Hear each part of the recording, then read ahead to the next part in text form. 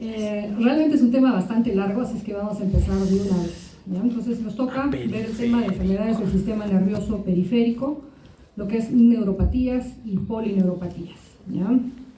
Entonces lo que vamos a ver es, bueno, una introducción a las enfermedades del sistema nervioso periférico y cómo hacemos el diagnóstico general de las neuropatías.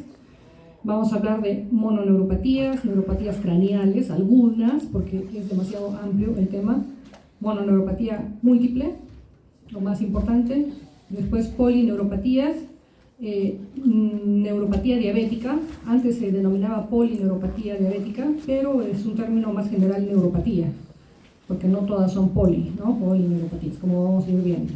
Neuropatía relacionada al alcohol, polineuropatías y polineuropatías carenciales, algunas más importantes.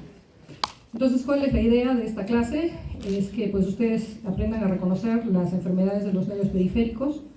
Hay que clasificar las enfermedades de los nervios periféricos, hay que identificar las características importantes de las distintas mononeuropatías, qué características tienen las polineuropatías, hay que conocer el cuadro clínico, diagnóstico y tratamiento de las distintas mononeuropatías. Hay que conocer el cuadro clínico, diagnóstico y tratamiento de la polineuropatía diabética o neuropatías diabéticas, ¿no? Y sus formas más comunes. Conocer el cuadro clínico, diagnóstico y tratamiento de las neuropatías alcohólicas y carenciales.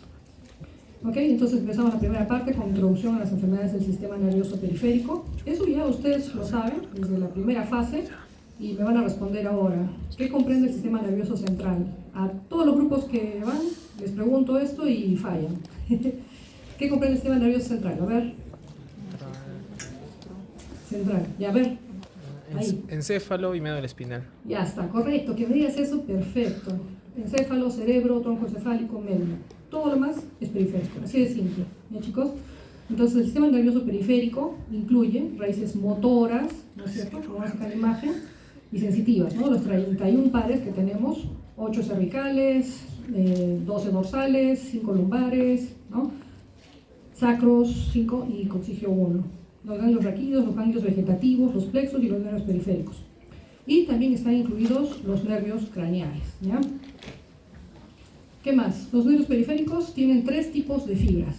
Tienen fibras motoras, tienen fibras sensitivas, tienen fibras vegetativas o autonómicas, ¿no? Entonces, las fibras motoras van a ser las prolongaciones axonales de las motoneuronas del asta anterior o de los núcleos motores del tronco del encéfalo, que conducen impulsos eferentes, ¿no?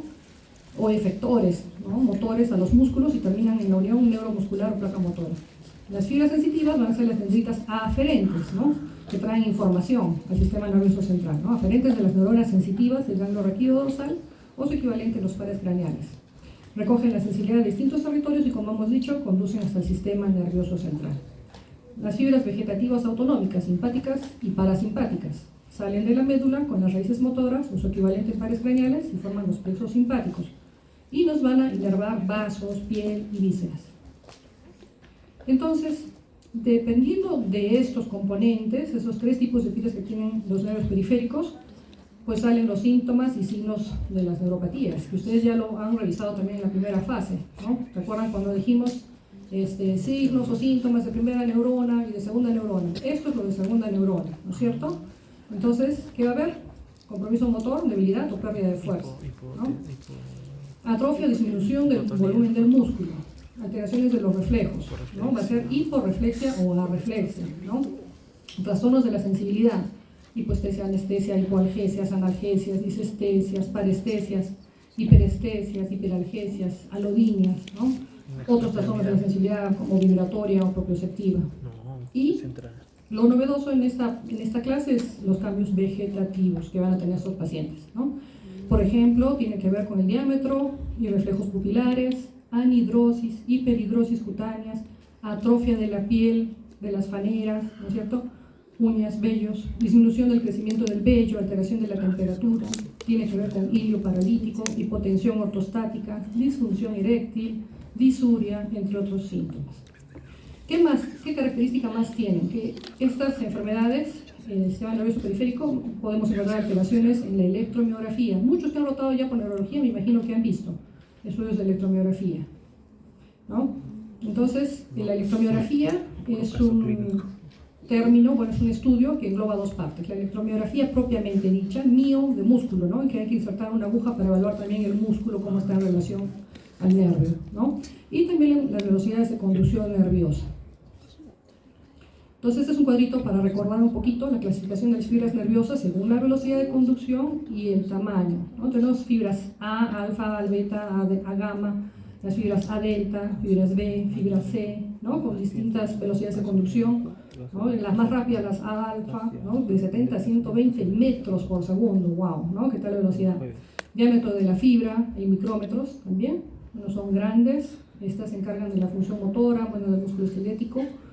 Tienen mielina, todas las fibras hasta la B, hasta las fibras B, tienen mielina, la que no tiene mielina son las fibras C. Les he marcado en rojo porque estas son fibras pequeñas, ¿no? Y eso vamos a ir hablando un poquito durante la charla. Fibras pequeñas que se van a relacionar con dolor, un dolor agudo, ¿no? Localizado, tiene que ver con la temperatura, el tacto, ¿no? Las más pequeñitas, las fibras C, el dolor difuso, profundo, temperatura, son fibras autónomas, ¿no? Principalmente posganglionares. Entonces las últimas, recordemos que no tienen mielina. Entonces, cuando yo hago una electromiografía, tengo que tratar de caracterizar un poquito qué cosa tiene mi paciente. La velocidad de conducción es un parámetro muy importante. Cuando la velocidad de conducción nerviosa está muy disminuida, estoy hablando de una lesión axonal o más desmielinizante. ¿Qué dicen? Desmielinizante, ¿no? La mielina entonces conduce la velocidad de conducción, ¿no? Mejora, optimiza. Listo. Entonces, si estamos en la cocina preparando algo y nos quemamos, pues rápidamente tenemos una reacción, ¿no? En fracción de segundo. Estas fibras C, que se supone que son lentas, que no tienen mielina, aún así su velocidad de conducción es de 0,5 a 2 metros por segundo, ¿no? Listo. Entonces, ¿qué más? A manera de introducción a las enfermedades del sistema nervioso central, pues hay que clasificar las enfermedades. Esto es muy importante, ¿ya? Tiene varios criterios por los cuales los vamos a clasificar, hasta 7 ítems. En primer lugar, por el predominio de las fibras alteradas. Entonces hay que ver si las fibras alteradas son las motoras, o son las fibras sensitivas, o pueden ser vegetativas, ¿no es cierto? O pueden ser mixtas, ¿no? Eso es la más frecuente. Por ejemplo, una diabetes es la polineuropatía mixta, ¿no es cierto? Sensitivo-motora. Por la distribución topográfica, puede ser mononeuropatías, pueden ser polineuropatías, mononeuritis múltiple, ¿no? También podemos hablar de los plexos y las raíces medulares, ¿no? Entonces, mononeuropatía, cuando un solo tronco nervioso está afectado, ¿no? Un nervio mediano, un nervio cubital. Polineuropatía o polineuritis, varios troncos van a estar afectados de manera difusa, ¿no? Como una polineuropatía diabética. Una mononeuritis múltiple, se afectan varios nervios no contiguos, ¿no?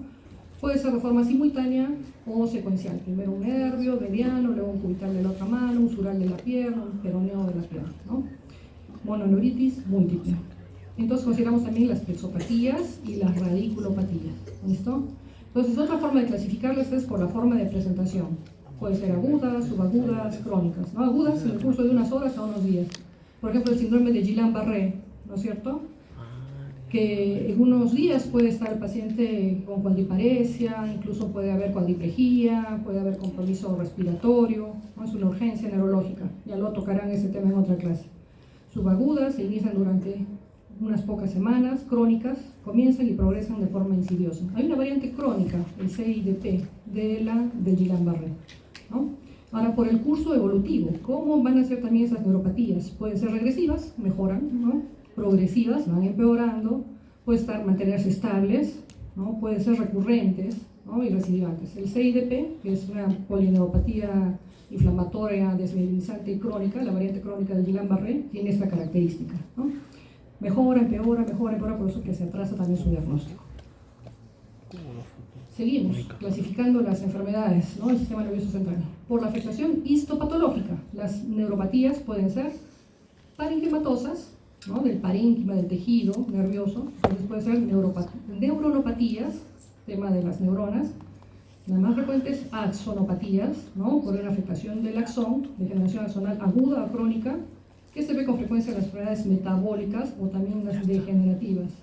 Y las mielinopatías, ¿no? Cuando el trastorno afecta a la vaina de mielina, con desmielinización segmental, ¿ya?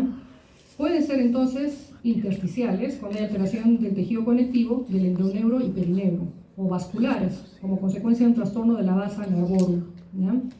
Eso también tiene que ver con la neuropatía diabética, ¿ya? Ahora, otra clasificación es por su etiología. Puede ser traumáticas, ¿no? Accidentes, ¿no?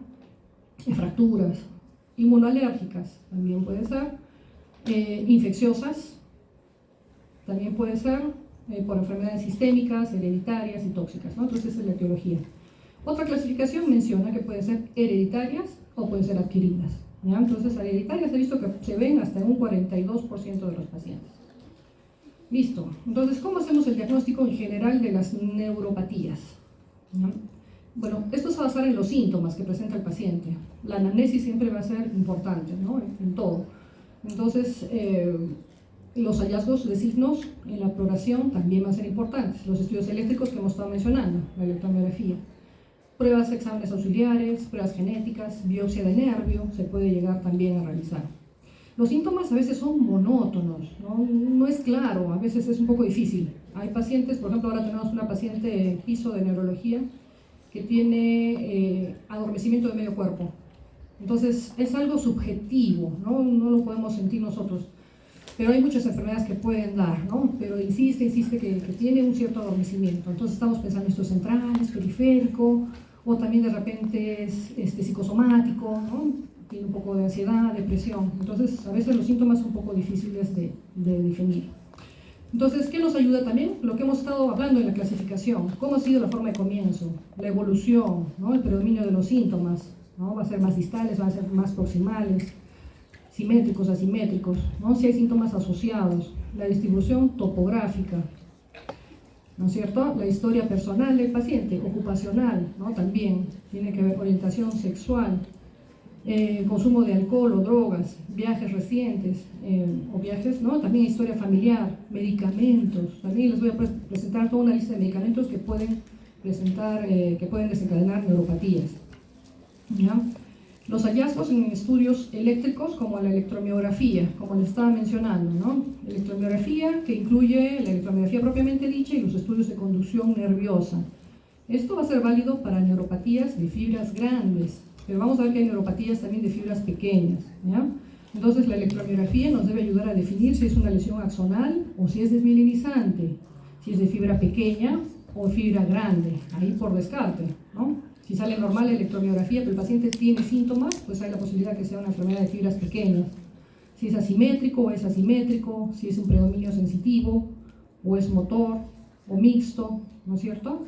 Entonces vemos el grado de severidad también, y eso nos va a arrojar toda la electromiografía, ¿no? Tiene una lesión o un túnel del carpo, leve, moderado o severo, ¿no? El seguimiento, cómo va con el tratamiento y bueno, ¿no? Cómo va la respuesta al tratamiento. Esta es una foto de tiempos de pandemia, haciendo electromiografía. Miren cómo venía el paciente, también, ¿no? Con su super máscara, ahí. Esta soy yo. Muy bien, chicos. Entonces, vamos a seguir. ¿Qué más entonces hay que saber con el diagnóstico general de las neuropatías?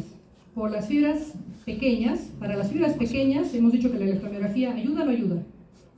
No nos va a ayudar, ¿no es cierto? Entonces ahí se hacen otros estudios. Biopsia de piel para ver la densidad intradérmica de la fibra nerviosa, aspiración con aguja fina al tejido graso abdominal en busca de depósitos de amiloides, ¿ya? Eso sería lo más importante de hacer. Para las neuropatías autonómicas, test cuantitativo sudomotor, pero no tenemos en Arequipa, no he escuchado que haya un laboratorio para la evaluación de neuropatías autonómicas.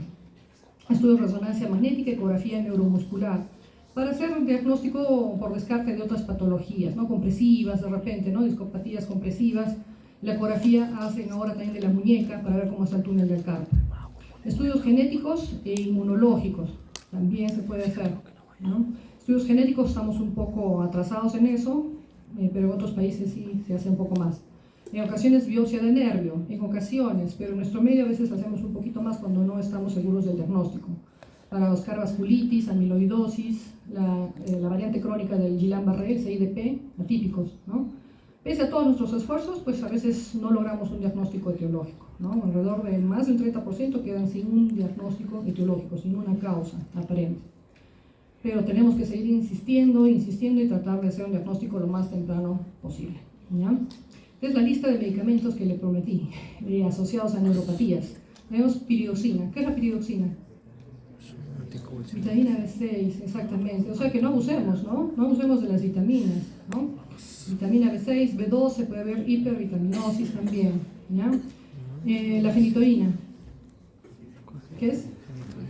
Anticonvulsivante, nosotros lo usamos mucho. Linezolid, metronidazol, isoniazida. ¿Qué es la isoniazida? Para TBC. Entonces, les cuento que para prevenir las cosas de la medicina, para prevenir la neuropatía por isoniazida, damos piridoxina. ¿Ya? Entonces, pero hay que tenerlo en cuenta. ¿Ya? Nitrofurantoína, clorafenicol, diganosida, estabudina, dapsona, disulfirán, amilodarona, colchicina, vingristina, ¿no? Quimioterápicos, cisplatino, plaquitaxel, leflunomida, etanercept pueden producir. Y si uno revisa, pues muchos medicamentos. Acá, por ejemplo, quizá me faltó poner quinolonas. ¿Cuáles son las quinolonas? Se parece, ¿no? ¿Una quinolona? Norfloxacino, ciprofloxacino, levofloxacino, ¿no? Por ejemplo, estas se asocian cuando hagan Guillain-Barré, van a ver que también hay asociación por ahí. ¿Ya? Y los que están acá en amarillito son los medicamentos que son con mayor frecuencia relacionados a neuropatías. Barbitúricos, fenobarbital, pentotal, hidantoínas, fenitoína, que ya los mencionamos, sulfanamida, sulfasalicina, sulfametoxazol, sulfadiazina. ¿Ya? ¿Qué más es importante entonces? En general, indagar historia familiar, ¿no? O sea, los antecedentes raciales, preguntar si hay consanguinidad. Antes había bodas entre primos, ¿no? Y también heredaban pues más enfermedades. Preguntar a padres o familiares esto, ¿no? La presencia de pie con arco plantar pronunciado, los dedos martillo, ¿no? Dedos en martillo, las piernas delgadas, ¿no? O patas de cigüeña, mencionan así también, ¿no? Que pueden ser relacionadas a neuropatías. Los exámenes de sangre para valorar la neuropatía, exámenes serológicos en general, electrolitos, ¿no? Por ejemplo, el potasio puede darnos una parálisis periódica. En época de Guillain-Barré, pedimos electrolitos, no, es potasio bajo. Ya, repóngale y mejoran mucho, ¿no? Espectacularmente. Glucosa, ¿qué es esto? HbA1c, ¿qué es? Hemoglobina glicosilada, ¿no es cierto? Magnesio, calcio, fósforo, pruebas de función renal, hepática también. ¿La CPK para qué sirve? CPK total, daño muscular, destrucción muscular, ¿no es cierto? Miopatías, dosaje de vitamina B12, ácido metilmalónico, homocisteína, ácido fólico, hemograma completo, BSG, tiroides también, ¿no? Enfermedades metabólicas. Pruebas inmunológicos, ANA, factor reumatoide, electroforesis de proteínas séricas, cuantificación de inmunoglobulinas, para enfermedades infecciosas, RPR, que es para sífilis, títulos para enfermedades de Lyme, ¿no? Listo. Tercer tema, mononeuropatías, y este es un tema más amplio, ¿no? Las mononeuritis, los síntomas motores, sensitivos o autonómicos se limitan a un solo territorio de un solo tronco nervioso, ¿no es cierto? Un solo nervio, por decir. Causas más frecuentes, traumáticas, isquémicas, ¿ya? Traumatismos agudos por compresión, atrapamiento, ¿no? Isquemia, vasculitis, otras enfermedades del tejido conectivo, diabetes también. Otras causas, tumores de los nervios e infiltraciones neoplásicas. Las mononeuropatías también pueden ser agudas o crónicas, ¿no? Como vemos en la imagen, un solo nervio afectado, un solo tronco nervioso afectado. Ahora vamos a hablar sobre las mononeuropatías agudas traumáticas. Entonces, las más frecuentes, van a ser frecuentes más en las extremidades, ¿no? Por compresión, elongación o sección del nervio. Muchos nos hacen interconsulta los colegas de traumatología, porque el paciente tuvo una fractura del húmero y pues ahora está con la mano así caída, ¿no es cierto? Entonces ellos quieren saber qué ha pasado con su nervio, ¿no? Qué tipo de lesión tiene. Entonces hay que sacar el grado de la lesión, ¿no? Entonces se van a clasificar en neuropraxia, axonotmesis y neurotmesis, ¿ya? Neuropraxia es el grado menor por compresión externa del tronco nervioso. Solo hay una compresión, no hay degeneración axonal. Distalmente a la lesión, puede haber debilidad muscular y alteraciones sensitivas. No va a haber atrofia muscular. En la electromiografía puede haber un bloqueo de conducción a través del punto de la lesión, pero el cabo distal conserva su excitabilidad normal, ¿ya? Estos tienen una evolución favorable y la recuperación va a ser completa en 3 a 6 semanas, ¿ya?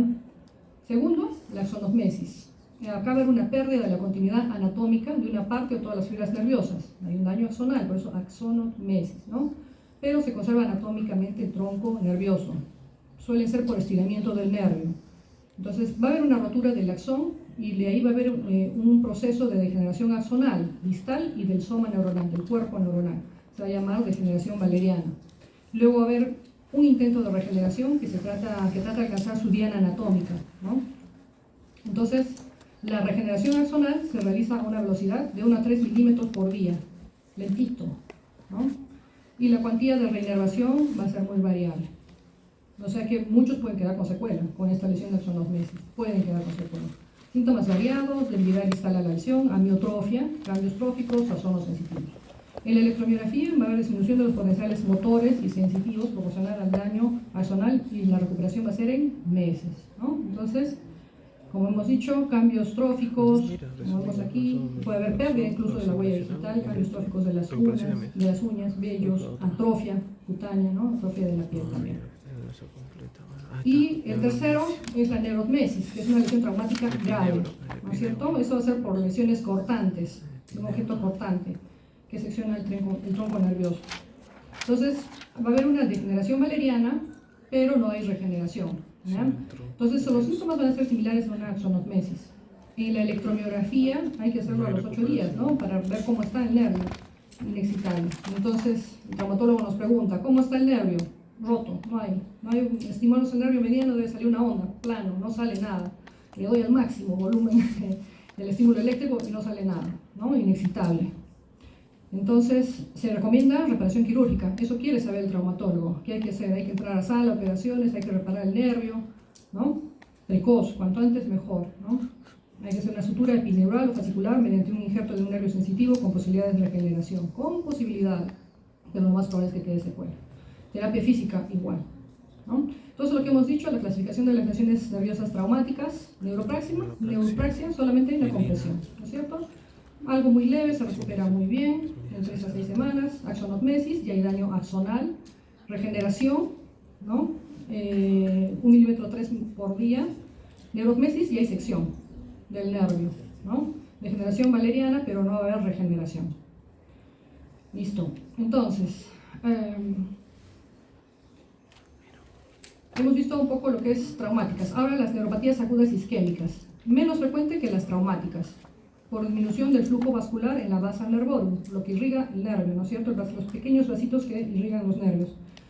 Pueden verse por vasculitis o bien por cambios crónicos vasculares, frecuentemente asociados con la diabetes. La mononeuropatía diabética tiene predilección por los nervios craneales, ¿no? Como el facial y los oculomotores. Raramente los nervios de las extremidades, pero sí se ve, ¿no? Afectación del nervio mediano, un túnel del carpo, nervio cubital o el peroneo. Entonces, en la imagen vemos una niña que tiene una lesión del tercer par derecho, fosis palpebral, y el ojo tiene que estar dirigido hacia afuera porque está predominando el sexto par, ¿no es cierto? Acá, ¿cuál es el ojito que está fallando? El derecho, ¿no? Yo luego desvíe la mirada para este lado, este está perfecto, pero este no jala hacia afuera, entonces el sexto par está tomado, se queda en medio, ¿no? Listo. Mononeuropatías más frecuentes. Puede ser por atrapamiento, traumáticas, tumores, agudas, crónicas, ¿no? Entonces se da en lugares específicos y bueno, los síntomas van a depender del nervio que está afectado. Podemos solicitar estudios de electromiografía también. Entonces algunos frecuentes son el nervio torácico largo, el nervio axilar, radial, mediano, cubital, femorocutáneo, ciático curvito externo o peroneo común. Entonces empezamos con el primero. Nervio torácico largo. Proviene de las raíces C5, C6, C7, lo vemos por aquí, así hacia abajo. Inerva al músculo serrato anterior, miren qué bonito que este joven bien formado sus músculos serrato anterior.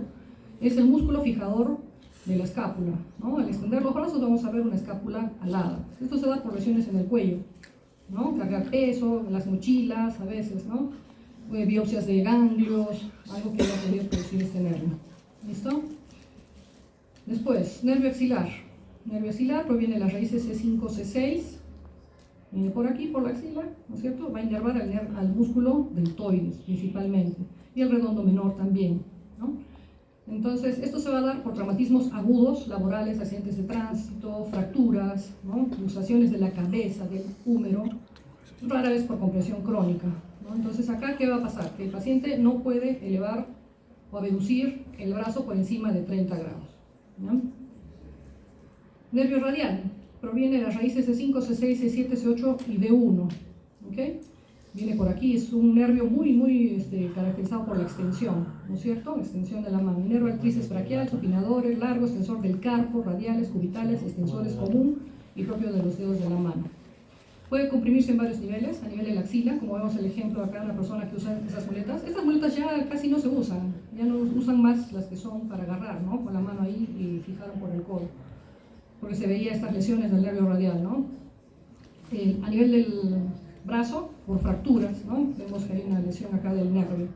Y lo típico, vamos a encontrar una mano caída, ¿no es cierto? Una mano caída, parece a los músculos extensores de los dedos de la mano, con hipoestesia, ¿no? Falta de sensibilidad en el dorso de la mano y la base del primer dedo, ¿no es cierto? El pronóstico de recuperación tiende a ser bueno, pero depende de la lesión. Depende, por ejemplo, de una fractura, que haya habido una lesión muy severa del nervio aquí, entonces pues la recuperación podría ser parcial o puede quedar más secuela. Nervio mediano, nervio mixto formado por fibras de C5, C6, como vemos acá en la imagen, y C7, que forman el cordón lateral, fibras de C8, T1, del cordón medial, y acá está nuestro nervio mediano, ¿no es cierto? Inerva la mayor parte de los músculos flexores del antebrazo, incluyendo el nervio interoso anterior, ¿listo? Y va a descender y va a atravesar el túnel del carpo, ¿no es cierto? Entonces, dentro de la mano, el nervio mediano lleva fibras motoras, como hemos dicho, de C8, T1. Por eso que un diagnóstico diferencial de un túnel del carpo podría ser una radiculopatía C8, T1, ¿ya? ¿Listo? Entonces, eso tener en cuenta. La inervación sensorial de la superficie palmar, más no dorsal del nervio mediano. ¿Qué dedos? Pulgar, segundo, tercero y la mitad del cuarto dedo, ¿no? Cuarto, quinto ya va a ser cubital, ¿no es cierto? Dorsal más radial. Ok, entonces la patología más importante del nervio mediano es el síndrome del túnel del carpo, la abreviamos como STC. Es la neuropatía por atrapamiento más común. Si les pregunto en el examen, entonces ya saben cuál es, ¿no es cierto? La neuropatía del nervio mediano. Frecuente en quiénes? Mujeres, edad media, 30 a 60 años, aunque ahora creo que están un poco más jóvenes, ¿ah? Mucho trabajo manual, mucho usamos el celular, ¿no? Está relacionado a enfermedades como la diabetes, el hipotiroidismo, la gota, obesidad, artritis reumatoide, otras conectivopatías, sarcoidosis y acromegalia. Ocupacional. Se ve mucho en amas de casa. Hay full trabajo en la casa, ¿no? La cocina nomás mañana, tarde y noche, lavar los platos, todo, lavar la ropa, felizmente hay lavadora, ¿no? Amas de casa, profesoras, secretarias que trabajan en salones de belleza, cepillando los cabellos, ¿no? Este movimiento repetitivo de la muñeca, ¿no? En varones, secretarias también. En varones, choferes, todo el rato con las manos así. Interprovincial todavía, ¿no es cierto? Ahí está lesionándose en el túnel del carpo el nervio mediano, ¿no? En mecánicos también. Y se habla de una predisposición hereditaria autosómica dominante para padecerlo. Mi mamá también tuvo, ¿no? Algunas veces dice. No es una enfermedad, pero también lo predispone en las mujeres el embarazo. Aumenta de peso, aumenta la presión en el túnel del carpo. Listo, entonces túnel del carpo, cuadro clínico. Obviamente, adormecimiento, dolor en los 3 o 4 primeros dedos. Va a ser a predominio nocturno. ¿A qué hora se le adormece? Eso tienen que preguntar, porque siempre empiezan en las noches, ¿ya? Y cuando va empeorando la afectación del nervio mediano, se va a extender incluso todo el brazo. Y uno puede pensar que es una radiculopatía. Sí. A ver, mi ayudante, ¿dónde está? Ya ven. A ver. 30. No me duele. Dice, si haces eso y te duele, es porque tienes el seno. Haz eso por 30 segundos. Haz esto por 30 segundos. Así, presiona. ¿Así? ¿Sí? Así, mira. Ya, cuentas a 30. Ajá, sí. Vamos. ¿Te duele, no? Entonces, No, 30 segundos. Espérate, lo retiras y te duele. Es bien que ya. te... Entonces, túnel del carpo, adormecimiento, Sí, no, 3 primeros dedos, dolor. Cuando va empeorando, se va a extender a todo el brazo, predominio nocturno, ¿Te duele? atrofia muscular, ¿no es cierto? No, te duele. Atrofia muscular en la región tenar, me siento, creo que sí. hipoestesia en la punta de los dedos. No siento, te va a decir los pulpetos, no siento, te dice el paciente, ¿no? Entonces, hay que reproducir los síntomas con el signo de Tinel, percutir en el canal, ¿no?, del carpo, y el signo de Fallen, ¿no?, que es poner los Sí. dorsos de las manos juntos y esperar 1 minuto a 2 a ver si se producen los síntomas. Si hay síntomas en los primeros 15 segundos, esta prueba es muy específica. Quiere decir que es muy posible que tiene un túnel del carpo ya moderado severo. ¿Ya? ¿Listo? Fallen invertido también podría haber. Entonces el diagnóstico nos va a ayudar la electromiografía, vamos a hacer una identificación a nivel del túnel del carpo, la resonancia y la ecografía de muñeca. Tratamiento tenemos 2, conservador y quirúrgico, ¿no? Conservador, reposo, reducción de la movilidad. Usamos férulas en las noches y mucho les mejora a los pacientes durante la noche que descansen, porque a veces flexionamos la muñeca o la hiperextendemos y sigue afectándose el nervio, ¿no? Hay que tratar la enfermedad de fondo, ¿no? De todas maneras, diabetes, hipotiroidismo, gota, ¿no? Las infiltraciones locales de corticoides en la muñeca también nos va a ayudar. Gabapentinoides, ¿no? Como la gabapentina y la pregabalina para el hormigueo también nos va a ayudar. Tratamiento quirúrgico puede ser abierta y la cirugía endoscópica. Nervio cubital, ¿no? Viene de la raíz S8T1, 2 lugares de atrapamiento a nivel del codo, canal epitoclear, y a nivel de la muñeca, el canal de Bullón, ¿ya? Entonces, pues síntomas sensitivos en el 5º, 4º dedo de la mano, ¿no? Si es que es a nivel del codo. Si es en el canal de Bullón, va a ser síntomas solamente en la mano. Y respeta el dorso de la mano, ¿no? En la región cubital. Causas, traumatismo, luxaciones previas, seguidas de artrosis. También idiopático por algunas enfermedades asociadas al síndrome del túnel del carpo, ¿no? Entonces, lo que les he mencionado por la compresión a nivel del codo, ok. Va a haber esta tendencia a la flexión de los últimos dedos, ¿no? Va a tender a estar ahí flexionados. Muy bien, en esta imagen vemos atrofia del primer interóseo dorsal, porque viene una ramita hacia acá adelante, como vemos aquí en la imagen, y corresponde al cubital. Uno pensaría que puede ser radial o mediano, pero encontramos atrofia ahí.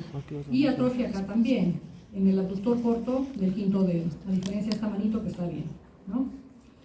En el canal de Bullón hemos dicho que es a nivel de la muñeca, debilidad motora, limitado, músculos cubitales solo en la mano, ¿no es cierto? Nunca va a haber afectación sensitiva en el dorso de la mano. Diagnóstico es clínico y se confirma por electromiografía. Tratamiento quirúrgico. Nervio femorocutáneo, que proviene de las raíces L2, L3, como vemos por aquí. ¿Listo? Y nos va a dar trastornos sensitivos de la cara lateral externa del muslo, ¿ya? Entonces, ¿por qué? Porque el ligamento inguinal lo va a comprimir, ¿no es cierto? Junto con la espina ilíaca, ¿no es cierto? Ahí van a apretar este nervio. Puede ser en pacientes que son obesos, en pacientes de repente están mucho de pies, fajas, corsés que puedan comprimir en esta zona, ¿ya? La electromiografía no nos va a ayudar. La resonancia y las ecografías pueden ayudarnos un poquito también, ¿listo? Entonces hay adormecimiento, acorchamiento en esta zona de la cara externa del muslo. Tratamiento, gabapentina, carbamazepina, que son antineurálgicos, ¿no es cierto? Infiltraciones con anestésicos locales, corticoides, guiados por ecografía, se podrían intentar antes de liberar quirúrgicamente el nervio. Nervio ciático proviene de las raíces L4, L5, S1, S2 y S3, ¿listo? Entonces puede haber compresiones agudas o crónicas. Agudas, por ejemplo, en lesiones de cadera, fracturas de cadera, ¿no? En alcohólicos o drogadictos que permanecen mucho sentados en el retrete. Crónicas, algo raro, nunca he visto, endometriosis en mujeres jóvenes con dolor ciático menstrual, ¿no? Está con la menstruación y viene con su dolor ciático, además, ¿no? Y también puede haber compresiones por este músculo piramidal, por eso se llama el síndrome del piramidal también. Entonces, ¿cuál es la clínica? Dolor glúteo, ¿no? No haber lumbalgia. Dolor glúteo que se irradia hacia la pierna y con dolor a la presión sobre el músculo piriforme. Aumenta con los movimientos de la flexión de la cadera, sobre todo cuando está sentado. No puede estar ni 5 minutos sentado, nos va a decir el paciente, ¿no? Pero no aumenta con los movimientos de la columna. El dolor en la pierna se suele fijar en puntos referidos, en la zona gemelar, en el tendón de Aquiles, pero no desciende en banda ni es fulgurante como una compresión radicular típica, ¿no? ¿Cómo hacemos el diagnóstico? Es clínico y también muchas veces por descarte. Si pedimos una resonancia de la columna, no hay discopatía, no hay nada que lo esté comprimiendo, ¿no? Hacemos reproducir el dolor con las maniobras de flexión, aducción y rotación interna del músculo. Tratamientos se han hecho con toxina botulínica guiada por tomografía o ecografía. Es eficaz en los casos de espasmo muscular y si la resonancia detecta bandas de compresión, algunos equipos recomiendan neurólisis, destrucción del nervio por cirugía endoscópica. Listo, nervio ciático poplito externo o peroneo, ¿cierto? Vemos por aquí, son ramas del nervio ciático, ¿no? El tibial y el peroneo. Generalmente, bueno, viene por acá, a nivel del peroneo, por eso se llama así, ¿no? Se comprime cualquier compresión, ¿no?, que haya a este nivel, hasta estar con las piernas cruzadas, ¿no? Cruzar las piernas, estando sentado, vendajes o yesos altos, cuidado a los traumatólogos, pongan bien sus yesos, ¿no? Después el pie caído, basta. Pacientes críticos en cama, posición en cuclillas, ¿no? Pacientes que son recolectores de vegetales, de fresas, de legumbres, ¿no? Por isquemia aguda. Pacientes también que bajan mucho de peso, muy rápidamente, por dieta o por la cirugía bariátrica, ¿no? Incluso puede haber afectación bilateral. Acá hay unas amarillas de tejido adiposo. Entonces, cuando uno baja súbitamente de peso, pues va a comprimirse ahí también el nervio. Cuadro clínico, entonces depende de la afectación. Si es solo de la rama profunda, que inerva los músculos extensores del pie y de los dedos, o también de la rama lateral, que inerva los músculos peroneo lateral, largo y corto. Estos son los músculos que se encargan de la eversión, lo contrario de la inversión, ¿no?, que hacen la eversión del pie. Entonces, ¿qué clínica vamos a tener? Pues un pie péndulo con Stepash, ¿cierto? Stepash a la marcha. Parestesias, hipoestesia en la cara lateral de la pierna y el dorso del pie. Entonces, esta es la marcha en Stepash. Vemos al paciente que pues tiene que palmotear el piso, ¿no?, para caminar, levantar un poco más la pierna, si no se va a tropezar con la punta de su pie, que está flácido. Hacemos examen de electromiografía y el diagnóstico diferencial va a ser con radiculopatía L5. El pronóstico suele ser bueno en las lesiones agudas, en las que no está indicado la cirugía. Suele ser bueno, pero también podría ser el inicio de un ELA, una esclerosis lateral amiotrófica, un pie caído. Entonces, la evolución del cuadro nos va a dar también el diagnóstico, ¿no? A veces hay que reevaluar los casos para definir un diagnóstico. Tratamiento quirúrgico se reserva en las compresiones crónicas por un tumor o un ganglión, ¿no?, algo que esté comprimiendo ahí cerca a la cabeza del peroneo. Se recomienda fisioterapias y uso de férulas, ¿no? Entonces, cuando hay compromiso del nervio ciático poplito externo, va a haber un compromiso en la eversión del pie. Listo. Vamos a hablar un poquito sobre neuropatías craneales, no todas porque es imposible terminar. Este es un dibujo para recordar los nervios craneales. ¿Este qué parece? ¿Me van diciendo? El 1, el olfatorio. olfatorio, ¿Este? óptico, oculomotor, motor ocular común. 4, el troclear, patético, troclear. Sexto, el abduce, perfecto, motor ocular externo. el Séptimo, es el facial. facial. Después, ¿cuál nos hemos pasado? El Vestibular. 5, Ah, el quinto, trigémino.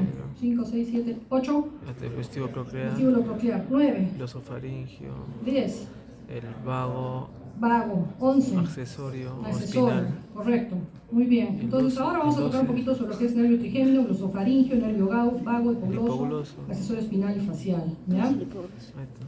No voy a terminar. Ya, a ver, vamos chicos. Nervio trigémino. Tiene dos componentes, uno motor y otro sensitivo. Este es el recuerdo anatómico. ¿Qué es lo importante?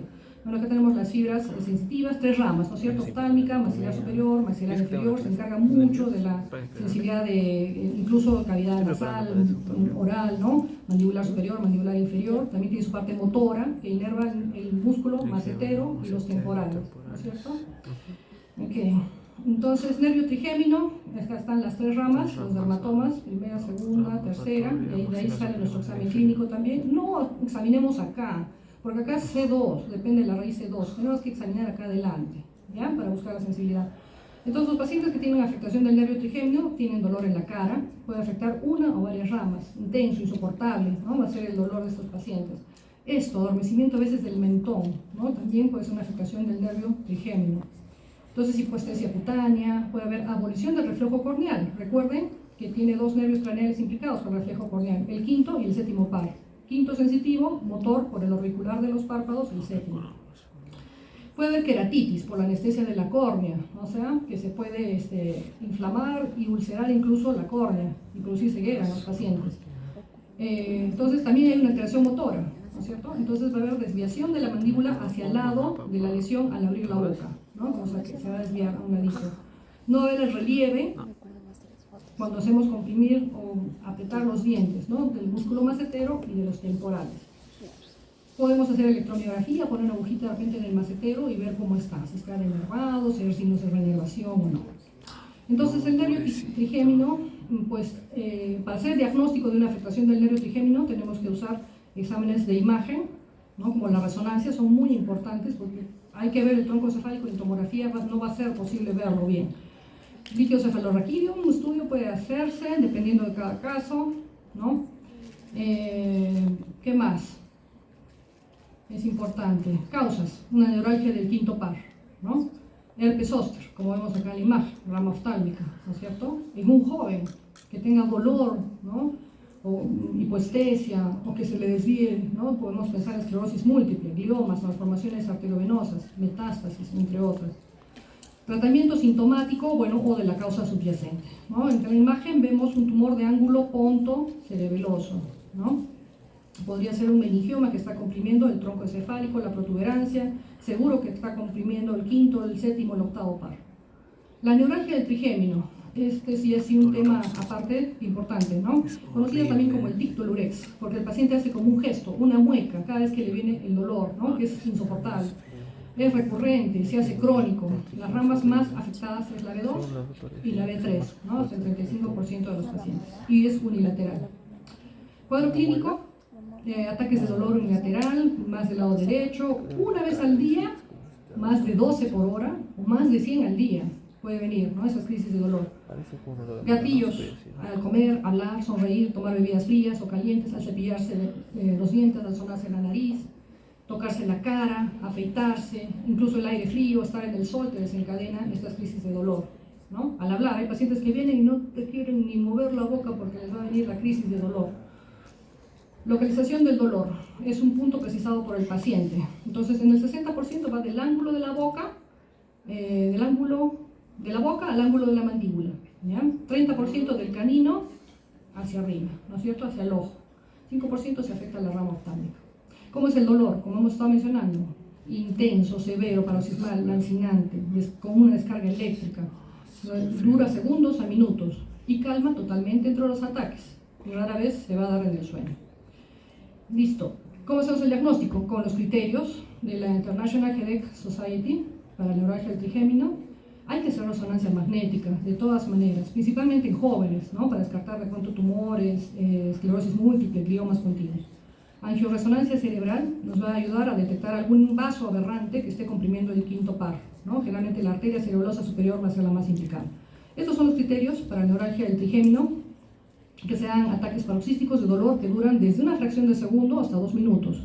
Afectan uno o más divisiones del nervio trigémino, cumplen criterios B y C. El dolor tiene al menos una de las siguientes características: intenso, agudo, superficial, punzante, precipitado de áreas desencadenantes o factores desencadenantes. No me toque, me dice el paciente, no me toque porque me va a venir el dolor. Ataques estereotipados en el paciente, quiere decir que son iguales. Todos los dolores van a ser iguales, de la misma característica, ¿no? Si es del ángulo de la boca hacia la mandíbula, siempre es así, me viene aquí, ¿no? En otro paciente de acá del canino hacia el ojo, me viene así, ¿no? Es de dolor. Sin déficit neurológico clínicamente evidente, ¿no es cierto? Busca sensibilidad, le haces contraer los maceteos y no le encontramos nada clínicamente. Y que no se ha atribuido a otro trastorno. O sea que de hecho mejor hacer estudios de resonancia magnética, ¿no? Tratamiento farmacológico o quirúrgico, carbamazepina es la droga de elección. Poquito a poco, iniciar con dosis bajas. Vienen de 400 las pastillas y vamos a iniciar con, o vienen de 200 incluso las pastillas y empezamos con media tableta en la noche. Produce mucha sedación, entonces hay que ir aumentando. Podemos llegar a dar 600 a 1200 miligramos por día. Cuidado con el perfil hepático, que lo puede alterar la carbamazepina, hay que estar monitorizando eso. También se puede usar la motrigina y baclofeno, pero la motrigina, mucho Steven Johnson, tener cuidado, ¿ya? Baclofeno es un relajante muscular, ¿no? Son de segunda línea. Gabapentina también, de hecho lo usamos, ¿no? Asociado muchas veces a carbamazepina, y amitriptilina también lo podemos usar. Tratamiento quirúrgico para pacientes con dolor intratable. Hay pacientes que están con dosis máxima de gabapentina o pregabalina, dosis máxima de carbamazepina, dosis máxima de amitriptilina. Zombie, medio planchado, ¿no? Porque producen sedación, con los problemas hepáticos y todo eso, ¿no? Entonces, son riesgosos, pero si ya es un dolor intratable, pues ¿quién puede vivir con dolor, ¿no? Y también está descrito que es causa de suicidio, ¿no? La neuralgia del trigémino. Muy bien, procedimientos entonces percutáneos, una risotomía percutánea, la destrucción del nervio con glicerol retrogaceriana, ¿no? Paciente que viene y dice, no siento ahora la cara, pero ¿tienes dolor? No. Pero eso es lo que podía pasar, porque te quedes sin sensibilidad en la cara. ¿Qué prefieres, eso o el dolor? No, esto. Ok, pero hay que avisarle todo eso al paciente, ¿no? Cirugía, también descompresión microvascular, que es la mejor opción. Nervio glosofaringio, ok. Es un nervio mixto, este es el recuerdo anatómico, entonces el nervio del músculo estilofaringio más motor y todos estos son más sensitivos. Entonces, clínica, afectación del reflejo nauseoso. Eso ya ustedes lo saben. Elevación de la úvula o el barorreflejo. La neuralgia esencial, un dolor agudo hacia la amígdala, ¿ya? La neuralgia del glosofaringio, muy raro de ver. Quiero rescatar en esta lámina el síndrome de Colet-Sicard. Es la afectación de los 4 últimos nervios craneales por disección de la arteria carótida interna. Ya no se olviden este síndrome, ¿ya? Se los voy a preguntar, ya saben. ¿Ya? Ya se les estoy diciendo lo que les voy a preguntar. Hay que tener cuidado, ¿no? Disección de la arteria carótida interna. 4 últimos nervios craneales afectados, además del glosofaringio, ¿no? 9, 10, 11 y 12. Disfagia con reflujo nasal de los líquidos, ronquera, debilidad del esternocleidomastoideo y de la hemilengua homolaterales. Nervio vago, un nervio mixto, motor, somático, motor vegetativo, sensitivo, ¿no? Se divide en ramas principales como el nervio faríngeo, laringio superior, laringio inferior o recurrente, ¿okay? La porción parasimpática viene hacia los órganos torácicos y abdominales. Entonces, ¿qué puede darnos lesiones del nervio vago? Lesiones nucleares agudas por infartos, lesiones difusas graves como la atrofia multisistémica, amiloidosis, en las neuropatías diabéticas y alcohólicas también, ¿no es cierto? Entonces, ¿cómo es la clínica? Voz gangosa, ronca, la caída del velo del paladar, la cortina de Bernet se llama, ¿no? De un lado, desviación de la pared posterior de la faringe hacia el lado sano, parecia de las cuerdas vocales también, ausencia de reflejo nauseoso, ¿no? Examinamos, diga, y ponemos el bajalenguas en la parte posterior de la faringe, ambos lados, y no hay reflejo nauseoso. No siente nada, ¿no? Ahí está el paciente. De recordar algo acá, también nervio vago cuando hay una lesión bilateral. La voz es nasal, el reflujo nasal, disfagia, tos ineficaz. Cuidado, hay que pensar en el síndrome de Guillain-Barré. No del típico que es ascendente, sino de que tiene compromiso de pares craneales, ¿no? Y muchas veces van a requerir intubación o traqueotomía. Tienen que usar una sonda nasogástrica porque no pueden deglutir, ¿no? Lo vemos también en el ELA, la esclerosis lateral amiotrófica, ¿no? Y en estas otras enfermedades. Miastenia, botulismo, intoxicaciones o envenenamiento también pueden producir una parálisis vulvar similar. ¿Qué más? Recordar, bueno, esto lo vamos a avanzar. Pasamos al nervio accesorio espinal, ¿ok? Entonces un nervio motor con 2 componentes, uno procedente del núcleo ambiguo y otro de las motoneuronas, desde C2 hasta C5. ¿Qué músculos inervan? Esternocleidomastoideo y el trapecio. Está fácil, ¿no es cierto? Ya ustedes saben, la elevación de los hombros, ¿no? Ver la fuerza de los esternocleidomastoideos, ver si hay atrofia muscular, ¿no? En los músculos esternocleidomastoideos puede haber atrofia en el trapecio, ¿no? También cuando de pronto podemos ver una punta de la escápula, como una escápula alada, que era del nervio torácico largo, algo similar pero en menor cuantía, ¿no? Eso cuando hacemos la abducción y la rotación externa. Estos pacientes van a tener dolor muchas veces en el cuello, ¿okay?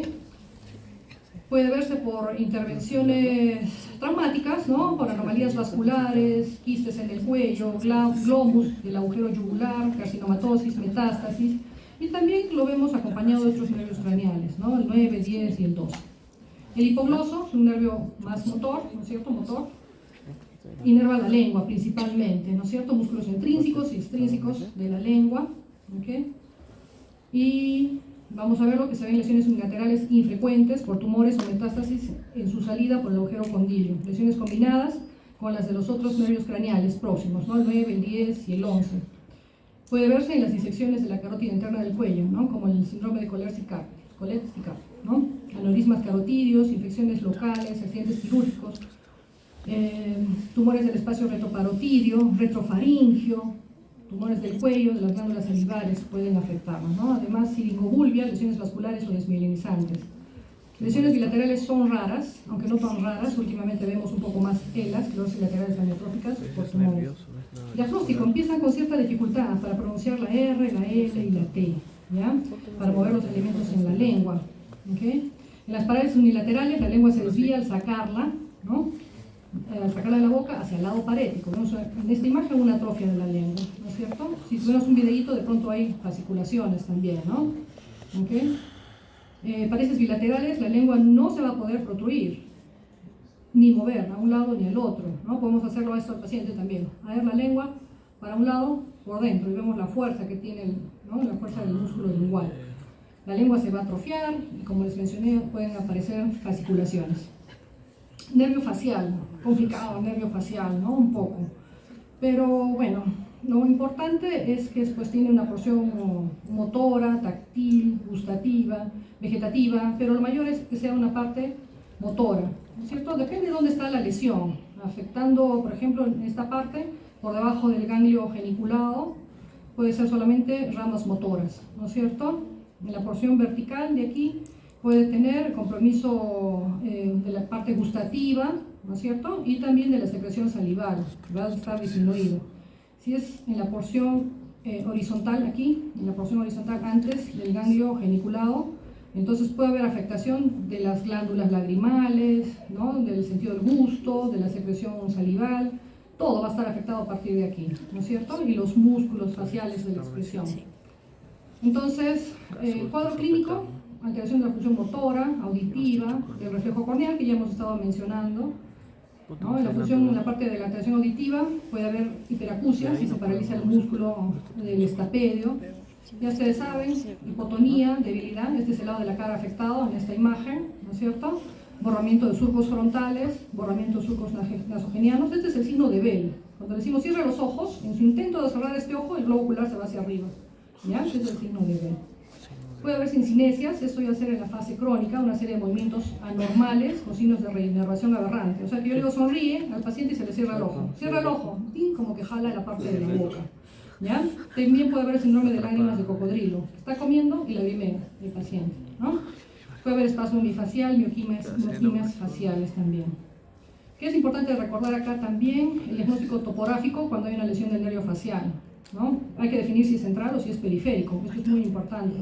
La parálisis central respeta la parte superior de la cara, ¿no es cierto? Eso es lo importante. Porque hay inervación bilateral de ambos lados. En cambio, cuando una lesión es acá periférica, pues no hay forma, va a estar afectada toda la cara, ¿no es cierto? Entonces, podemos encontrar una lesión del tronco facial, que es lo que hemos estado viendo, parálisis de Bell, la lesión del núcleo o sus fibras, ¿no es cierto? Eso ya tendría que ser en el tronco encefálico y va a darnos un síndrome alterno. No se confundan ahí, ya eso les he mencionado en clase que nos puede dar un tipo periférico, ¿no? Pero es una lesión en tronco encefálico, ¿ya? ¿Se acuerdan? El síndrome de Miller-Gabler, ¿no es cierto? El quinto, sexto par, pueden estar tomados algunos otros pares más. Lesión hemisférica, ¿no? Cortical o subcortical. Una parálisis facial va a ser tipo central, ¿no? Hemicara inferior, contralateral a la lesión. Puede haber otros síntomas más de afectación neurológica. Nervio facial, parálisis de Bell, la típica, la que es más benigna, ¿no es cierto? Tiene etiología desconocida, una incidencia de 20 a 50 casos por 100.000 individuos al año, viene por temporadas, temporada de verano, en invierno también aparece, ¿no? Cambios bruscos, cambios estacionales. Más en mujeres, el embarazo también lo predispone, se da en forma familiar en un 9% de los casos, recibido un 10 a 20% de los casos, bilateral, yo he visto un caso, en menos del 1% de los casos, ¿no? En una paciente diabética, lo vi. Un tercio de las parálisis bilaterales va a ser siempre parálisis de Bell, ¿okay? Entonces, ¿cuál es la etiopatogenia? Se atribuye a la inflamación del nervio en el canal intrapetroso, vista en resonancia magnética con contraste con gadolinio.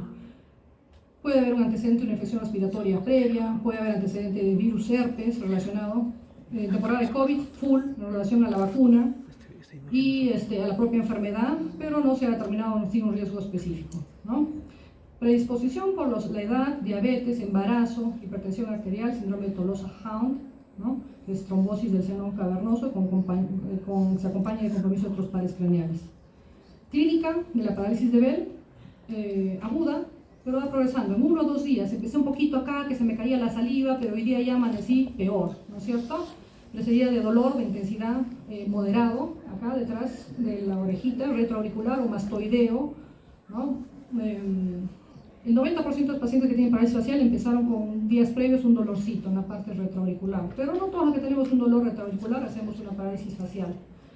Cuando es muy intenso el dolor hay que pensar en herpes o en una otitis aguda, eso tener cuidado, ¿ya? Dolor intenso, pensar en herpes, ¿ya? Componente motor que ya hemos visto, componente gustativo, hiperacusia, puede haber cierto hormigueo en la cara, también está descrito. El diagnóstico, hay que confirmar la parálisis que sea periférica, cuidado si hay otitis, ¿no es cierto?, urgente, al otorrino.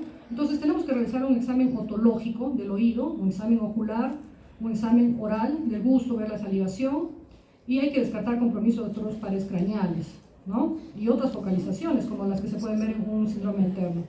Exámenes auxiliares, pues no hay una prueba específica, pero se puede pedir RPR, VIH, pruebas de tiroides, glucosa, incluso tomografía o resonancia, dado cada caso.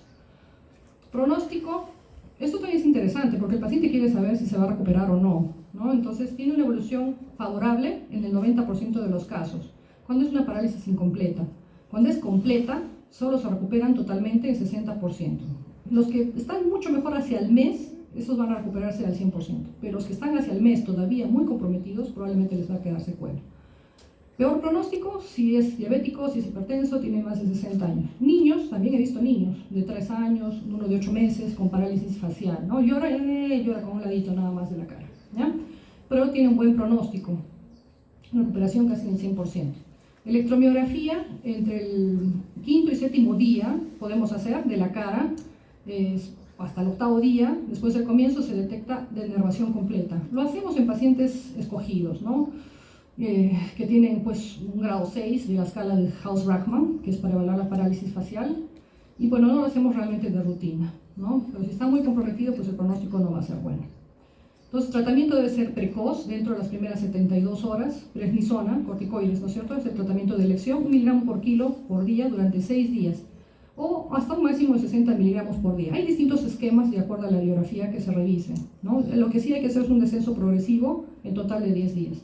Antivirales, controversial. Si hay sospecha de dolor, con dolor intenso, empezar en herpes zóster, ¿no? Entonces podemos dar valaciclovir de repente, ¿no? Fanciclovir, el aciclovir también, por 7 días. Tratamiento quirúrgico, descompresiones quirúrgicas, es controversial, pero se hacen otros tratamientos porque el ojo no cierra, ¿no es cierto?, del paciente. Entonces se hacen tarsorrafias, implantes en el párpado, que les ponen un pesito para que caiga un poco más el párpado. Terapia física, acelera la recuperación y disminuye las secuelas. Pero primero hay que desinflamar el nervio. Primero los 7 días de corticoides y después hacer la terapia física. Cuidar el ojo, ese ojito no cierra. Hay que usar lágrimas artificiales, colirios, evitar úlcera corneal. Si hay muchas molestias, mejor que lo evalúe el oftalmólogo, ¿ya? Estas son la escala de Haus-Rachman para la parálisis facial. Ustedes lo revisan con calma. Entonces, grado 1, función normal, hasta al grado 6, parálisis total, como vemos este paciente, totalmente deformante. Esta chica, si no la hacemos gesticular, puede pasar como que no tiene nada, pero habla, parpadea, la hacemos gesticular y lo vamos a notar. En cambio, este es evidente, ¿no?, que tiene una parálisis facial. ¿Okay? De esta lámina, ¿qué hay que recordar aquí? Recordar nuevamente, parálisis facial bilateral. Cuidado, puede ser el inicio de un Guillain-Barré, ¿ya? Este paciente con diplejía facial bilateral, ¿no? No cierran los ojos bien, signo de Bell un poquito, la boca horizontal, no puede gesticular. Después de recuperación cierra bien los ojos, ya puede sonreír, ¿no? Entonces eso no olvidar, ¿no? Y hay otras causas también. Este algoritmo me gustó mucho, parálisis facial aguda. Miren, cuando tenemos un predominio inferior, y hay otros signos o síntomas neurológicos, están en parálisis facial central, lesión hemisférica o de tronco, pruebas de imágenes, ¿no es cierto? Tomografía, resonancia, ahí está fácil. A ver acá, ¿qué pasa? Ambos territorios con hipotonía muscular, signo de Bell, ambos territorios, se refiere al superior y al inferior, ¿no? Hiperacusia, geusia, hiposecreción lacrimal, tenemos una parálisis facial periférica, ¿no es cierto? Aguda, sin antecedentes, resto de la exploración normal, parálisis de Bell. Leve incompleta, observación, pero damos corticoides, ¿no es cierto? Completa, corticoides antivirales con interrogante, ¿no? La cosa es que igual al neurólogo. Aguda, si es muy dolorosa, ¿no? Erosión herpética, síndrome de Ramsay-Hunt. Corticoides antivirales, igual al neurólogo, ¿no es cierto? Aguda, antecedentes de otitis, cuidado, puede ser un colesteatoma. Pruebas de imagen y consulta al otorrino.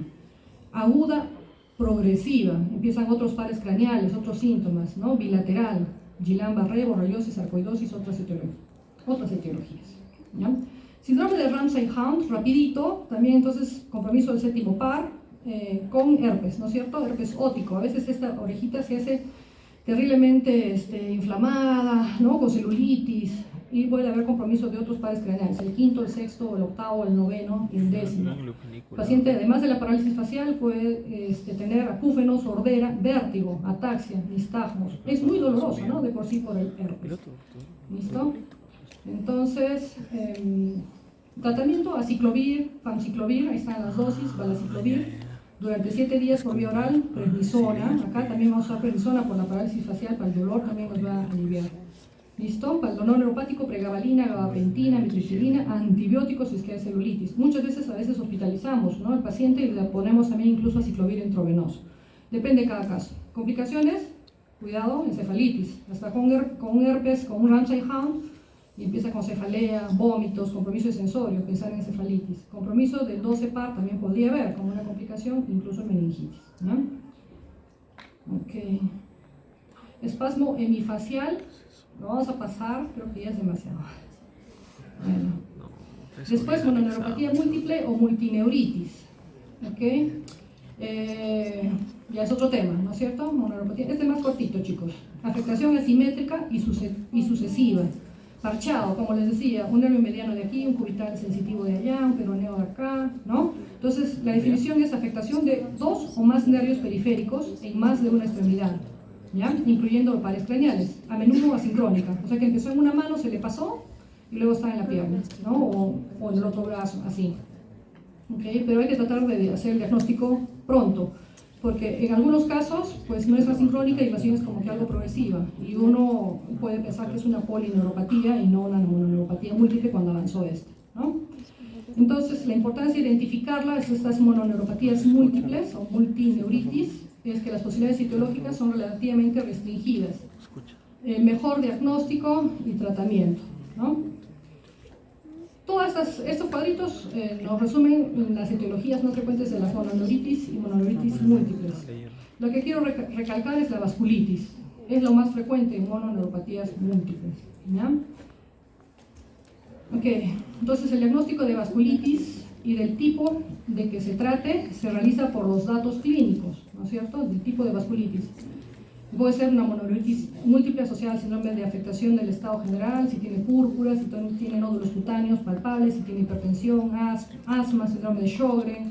Entonces hay que ir viendo qué tipo de las vasculitis puede ser. Exámenes auxiliares enfocados a descartar enfermedades autoinmunes. Acá, de hecho, nos tiene que apoyar un reumatólogo, ¿no? BCG, ANCA-C, ANCA-P, factor reumatoide, si hay eosinofilia, hepatitis B, C también se puede asociar, ¿no? A veces no llegamos al diagnóstico y pues reumato nos hace bastantes biopsias, ¿no? Biopsia de músculo, biopsia del nervio, ¿no? Otros tejidos afectados. Para Sjögren hacen biopsia acá, del labio, ¿no? Mucosa oral. El tratamiento se realiza con corticoides. Se puede asociar ciclofosfamina, ¿no? Inmunomoduladores, pero que son muy fuertes. El pronóstico es malo si tiene compromiso visceral sistémico. La vasculitis llamada limitada al sistema nervioso periférico tiene mejor pronóstico con tratamiento precoz. ¿Ya? Tuvimos nosotros un paciente en tiempo de pandemia que empezó con pares craneales, inestabilidad para la marcha, dijeron Guillain-Barré, se le puso inmunoglobulina y le dieron de alta por la pandemia. De ahí regresa y ¿cómo estás? Igual, pero estoy haciendo mi terapia física. Pucha, los ojos peor. Ya ven en una semana a ver cómo vas. Viene en silla de ruedas. Lo volvimos a hospitalizar. Ese paciente fue un Wegener, reumato, al toque, ¿no? Pulsos de metilprednisolona. Después se nos complica, le dio COVID, pasó a la UCI, mejoró, porque era joven, ¿eh? De menos de 40 años, 35 años más o menos. Y gracias a Dios salió del COVID y de ahí recibió sus pulsos de ciclofosfamida. Me acuerdo de él porque viene de la punta de Bombón. Siempre que viene de Arequipa me trae mis alfajores. Mejoró espectacularmente. Si alguien quiere, les puedo enseñar unos videitos, ¿ya? De repente al final de todas las clases les puedo hacer una clase de puro casos clínicos, rayos X, tomografías, resonancias, videos de pacientes. Eso sí no se puede grabar, ¿ya? A ver si es que hay tiempito, lo hacemos. Ya está. Entonces, ok. Entonces hacemos un diagnóstico pronto, podemos mejorar la vida de los pacientes. Polineuropatías. Entonces acá estamos ya en otro tema, ¿no es cierto? Polineuropatías. La afectación va a ser más simétrica, ambas manos, ambos pies, 4 extremidades, pero generalmente va a empezar en miembros inferiores y de ahí puede ascender a miembros superiores, ¿no? La típica es la de diabetes en calcetín y en guantes, ¿no es cierto? Ok. Rara vez hay una evolución contraria, ¿ya? 20 a 30%, como les mencioné en un inicio, a veces no llegamos a la etiología. Puede haber cuadros típicos de polineuropatías, de fibras finas o fibras pequeñas. Fibras finas o pequeñas, vamos a hablar siempre de dolor, ¿no? Etiología, diabetes, sida, amiloidosis, tóxicos. Muchas veces idiopático, personas mayores, ¿no? Ahí puede haber una alteración de un gen. También hay un síndrome de la boca ardiente, ¿no? Que bota fuego, me arde la lengua, no puedo comer nada, dicen los pacientes, ¿no? Puede ser una forma localizada de neuropatía del territorio trigeminal, ¿no? El tratamiento va a ser más sintomático. También hay un síndrome de hiperexcitabilidad del nervio periférico, ¿ok? En la hiperexcitabilidad de las fibras nerviosas se traduce en una descarga permanente, esto en la electromiografía, ¿no? De potenciales de acción motora, que se manifiesta con actividad continua en la electromiografía, mioquimias, calambres, pseudomiotonías. Ya son cosas un poco más de especialidad. ¿Qué es lo importante? Que este síndrome de hiperexcitabilidad puede ocurrir en numerosas neuropatías adquiridas o hereditarias, como en procesos autoinmunes o paraneoplásicos, ¿ya? Causas de polineuropatía. Este cuadro es importante, interesante, porque puede haber causas infecciosas, inflamatorias, sistémicas, genéticas, ¿no? Por toxinas infecciosas. Lepra, no hay mucho caso. HIV sí hay, borreliosis no hay en nuestro medio, o quizá no lo estamos detectando. Inflamatorias, el Guillain-Barré, la forma crónica, el CIDP, neuropatía motora multifocal, enfermedades vasculares del colágeno. Sistémicas, diabetes, ¿no? La cabeza, insuficiencia renal también, problema renal también nos da polineuropatía. Problemas de tiroides, paraneoplásicas, amiloidosis. Carenciales, B12, ¿no? Y otras vitaminas. Neuropatía del paciente crítico, suficiente que esté una semana. El paciente en UCI pues viene con debilidad, cuadriparesia, ¿no? La mayoría, gracias a Dios, mejora luego de terapia física. Porfiria, enfermedad hepática crónica, ¿no? Entonces causas sistémicas, metabólicas. Enfermedades genéticas, la Charcot-Marie-Tooth, he visto unos 3 casos, la electromiografía sale muy disminuida la velocidad de conducción nerviosa, ¿no? Neuropatías sensoriales, motoras hereditarias autónomas sensoriales también, toxinas, como hemos mencionado, toda esa lista de medicamentos, alcohol, venenos. Estos son la batería de exámenes complementarios para el diagnóstico de una polineuropatía no familiar en todos los pacientes. Creo que esto es básico, ¿no? Todo lo hacemos siempre, hasta la electromiografía. En pacientes seleccionados. De esta lista hacemos siempre en todos los pacientes para un estudio de polineuropatía, B12, ácido fólico, tiroides. ¿Ya? Bueno, hay una serie de exámenes más que se pueden hacer. Listo, entramos a neuropatía diabética. ¿Ya? Entonces, para el 2030 se estima que 366 millones de personas con diabetes, va a haber 366 millones de personas con diabetes mellitus tipo 2. De estos, el 50% van a sufrir una neuropatía diabética. ¿Qué más es importante? El dolor neuropático ocurre en 7.5 a 24 pacientes de los pacientes con diabetes mellitus, ¿no? Tienen neuropatía, pero con dolor en este porcentaje, ¿no? Esto también es importante mencionar. No solo es una complicación tardía, ¿ya? O sea que puede ser temprano también, y por otras causas que vamos a ir viendo. Causa más frecuente de neuropatía metabólica, ¿no? Es la causa más frecuente de neuropatía metabólica y la más común complicación de la diabetes, luego de excluidas otras causas. ¿Listo? Al momento del diagnóstico de diabetes, 7.5 a 15% de los pacientes ya tienen neuropatía que puede ser asintomática. De repente hacemos un estudio de electromiografía y ya tiene una afectación. No siento nada, dice el paciente, pero ya tiene, ¿no? A los 5 años el 20% lo tiene. ¿Listo? A los 25 años de diabetes el 45% lo tiene, ¿no? Y de hecho va a afectar la calidad de vida del paciente. Este dato tan importante, la hiperinsulinemia con hipoglicemia puede agravar la neuropatía, especialmente en la miotrofia, ¿ya? Entonces, etiopatogenia, afecta a los dos sexos, hombres, mujeres, en todo tipo de diabetes, por ejemplo, operados de páncreas o por hemocromatosis, ¿no? Son diabetes secundarias, entonces también, ¿no? ¿Cuáles son los factores claves? Uno, el paciente tiene que tener hiperglicemia, mucho tiempo, ¿no? Mal control de su diabetes y duración de la diabetes, años con diabetes, esto es lo típico.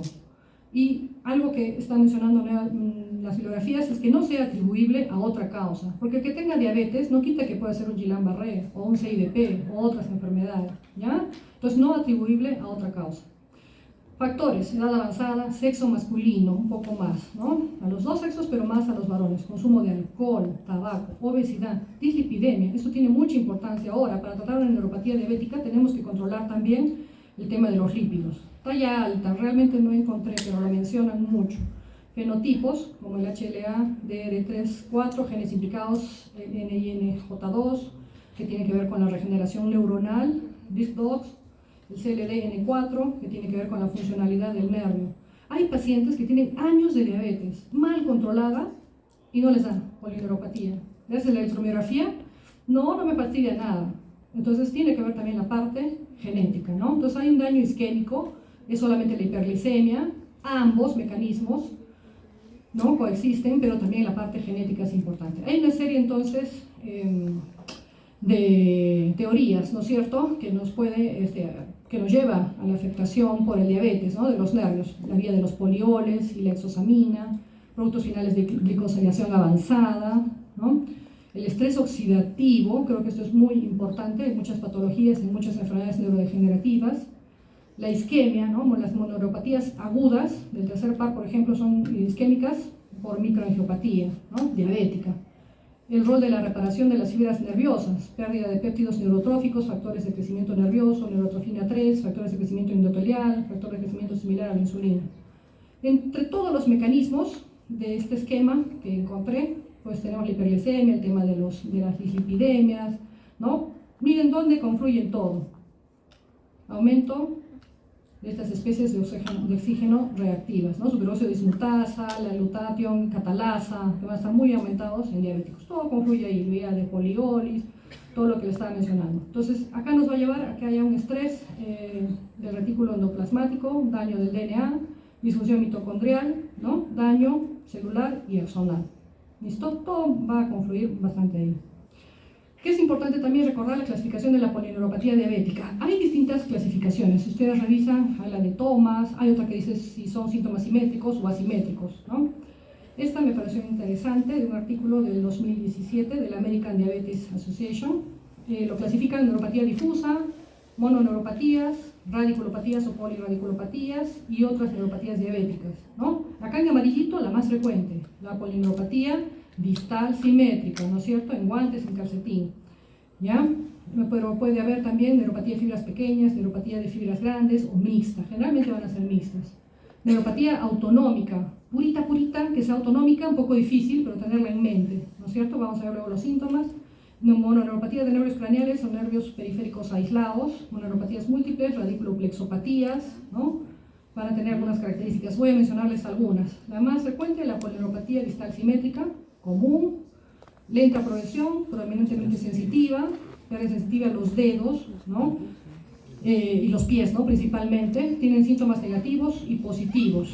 Esto siempre van a escuchar en neurología. Síntomas positivos, exageración de una función, ¿no? Función es la sensibilidad exagerada, ¿no?, hiperalgesia, alodinia. Negativos, que no siente, ¿no?, en la parte sensitiva, disminuida.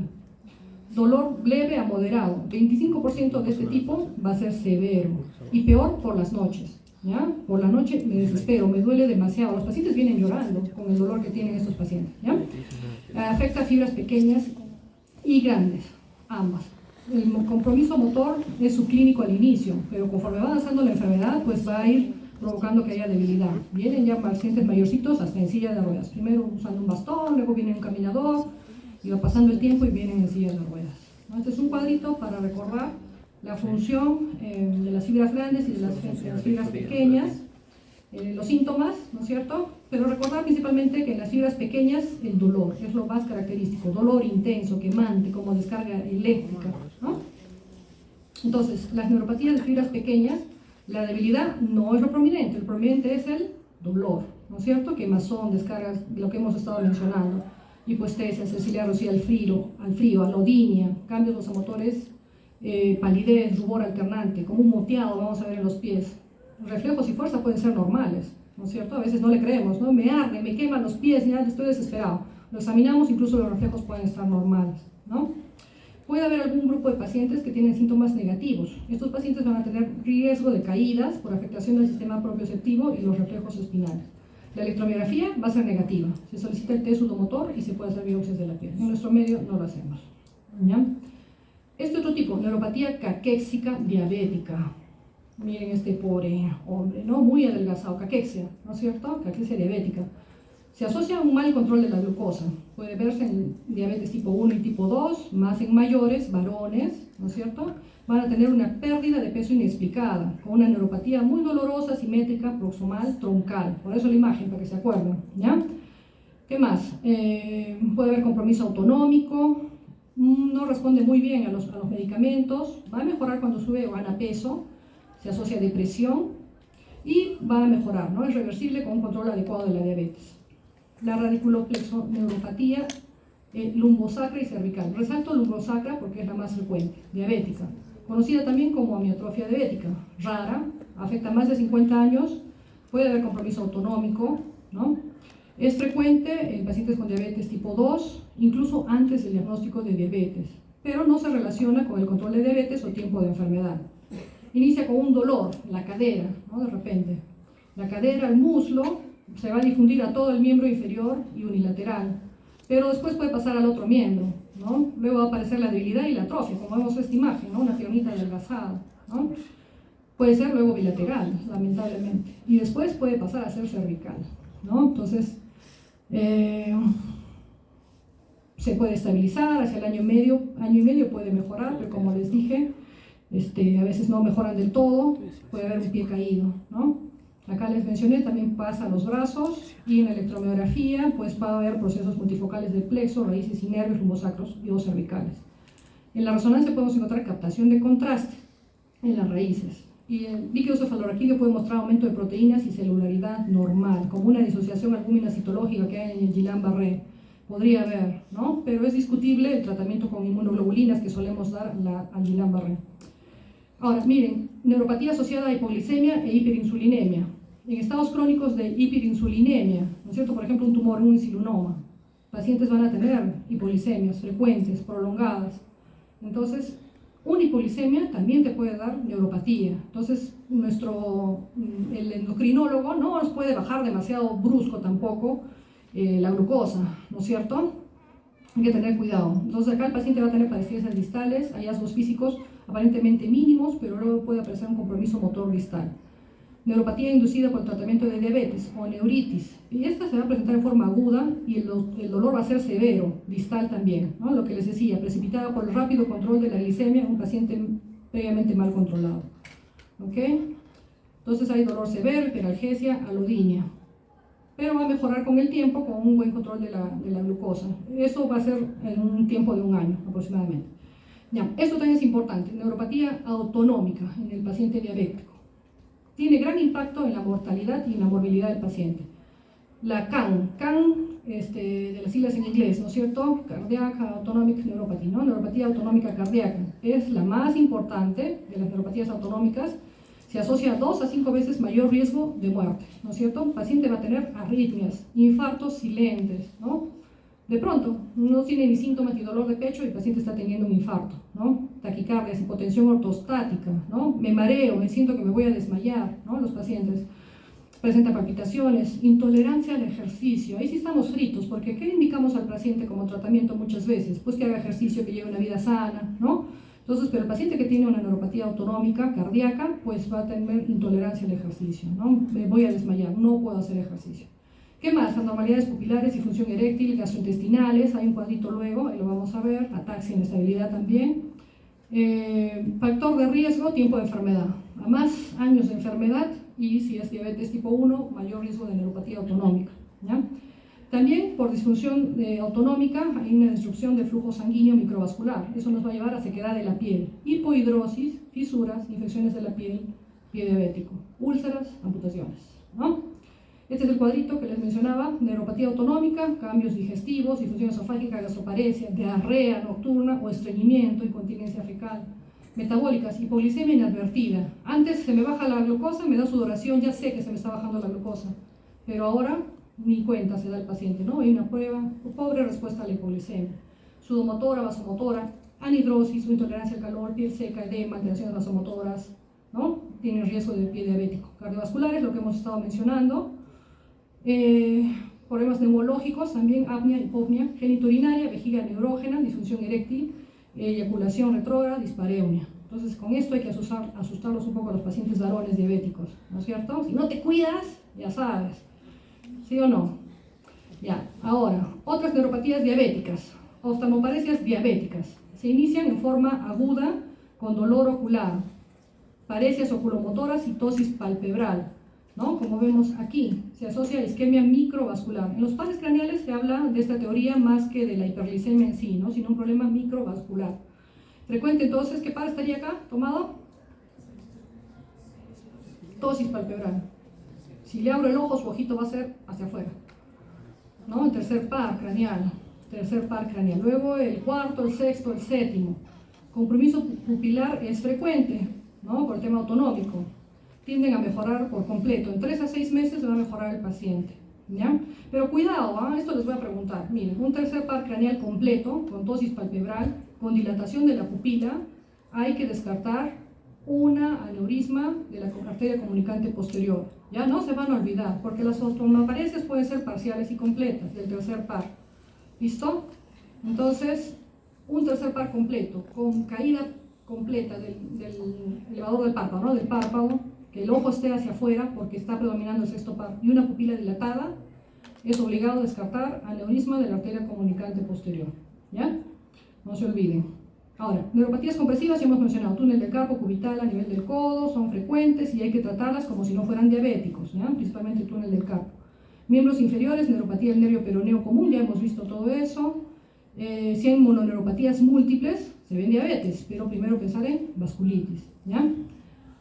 Radiculopatías torácicas, unilaterales, en el tronco, pecho, como si tuvieran un escudo en el pecho, pero de síntomas de dolor, adormecimiento, o en el abdomen, ¿no? A veces vienen por este dolor y piensan que es un infarto, ¿no? Pero puede ser una neuropatía torácica, una radiculopatía torácica en los pacientes diabéticos. Ya está. Ahora, el paciente diabético puede tener también una neuropatía desmielinizante superimpuesta, de estas crónicas, ¿no? Otras neuropatías desmielinizantes pueden ocurrir en pacientes con diabetes mellitus, su diagnóstico va a ser un desafío. ¿Qué nos va a ayudar? Los hallazgos de la electromiografía, el estudio de líquido cefalorraquídeo, que vamos a encontrar proteínas altas, y pues tratar de reconocer si es una causa tratable o no. Una diabetes, lo típico es que sea progresivo, en años va a progresar su neuropatía diabética, en cambio un CIDP en meses, ¿no? En meses, 2, 3, 4 meses va a tener esta debilidad, ¿ya? Entonces, descartar eso también. No todo es, ya, se me está adormeciendo, ya, es su diabetes, pues, es su diabetes, ¿no? Decimos así, y no siempre es así. Pues ya saben, si es años de duración, hiperglicemia, por muchos años, mal controlado su diabetes, ahí recién vamos a pensar en lo más frecuente, ¿no? En una neuropatía por diabetes. ¿Cómo es el examen físico de estos pacientes? Buscar signos, lo que hemos dicho, motores sensitivos, ¿no es cierto?, autonómicos, eso vamos a buscar, ¿ya? Debilidad va a ser más distal, puede ser proximal también, síntomas positivos, negativos, en guante, calcetín, autonómicos, cardiológicos, gastrointestinales, urinarios. Si no les preguntamos, no nos los va a decir el paciente, porque piensa que su diarrea es una infección, ¿no? Y es parte de la parte autonómica, ¿no? Evaluación de la neuropatía periférica. Usamos el diapasón, ¿listo? Entonces vamos a estimular ambos malleolos, siente, no siente, se supone que uno está normal, me avisa cuando ya no sienta la vibración del diapasón, en los malleolos y en el primer dedo, ¿no? El dedo gordito. Podemos usar también el monofilamento, ¿no? Evaluamos el tacto. Es un monofilamento especial de 10 gramos y lo que hay que hacer es comprimir en distintas zonas, como vemos aquí. Hay más puntos, acá están en blanquito, pero los más importantes son los que están en celeste, que hay que evaluar, ¿no es cierto? Comprimimos un poquito hasta que se flexione el monofilamento. ¿Listo? Y retiramos. Avisa si siente o no siente el paciente. Si no siente en estos puntos, pues ya nos estamos adelantando que el paciente puede presentar después un pie diabético, con todas las complicaciones que tiene el pie diabético, ¿ya? Entonces, usamos el diazepam, ese monofilamento, al menos una vez al año. Vemos la fuerza muscular, buscamos si hay atrofias musculares, en los pies generalmente, vamos a notarlo. Los reflejos obvio disminuidos, como toda segunda neurona. Chequeamos pulsos pedios, tibiales, ¿no? Tibial posterior.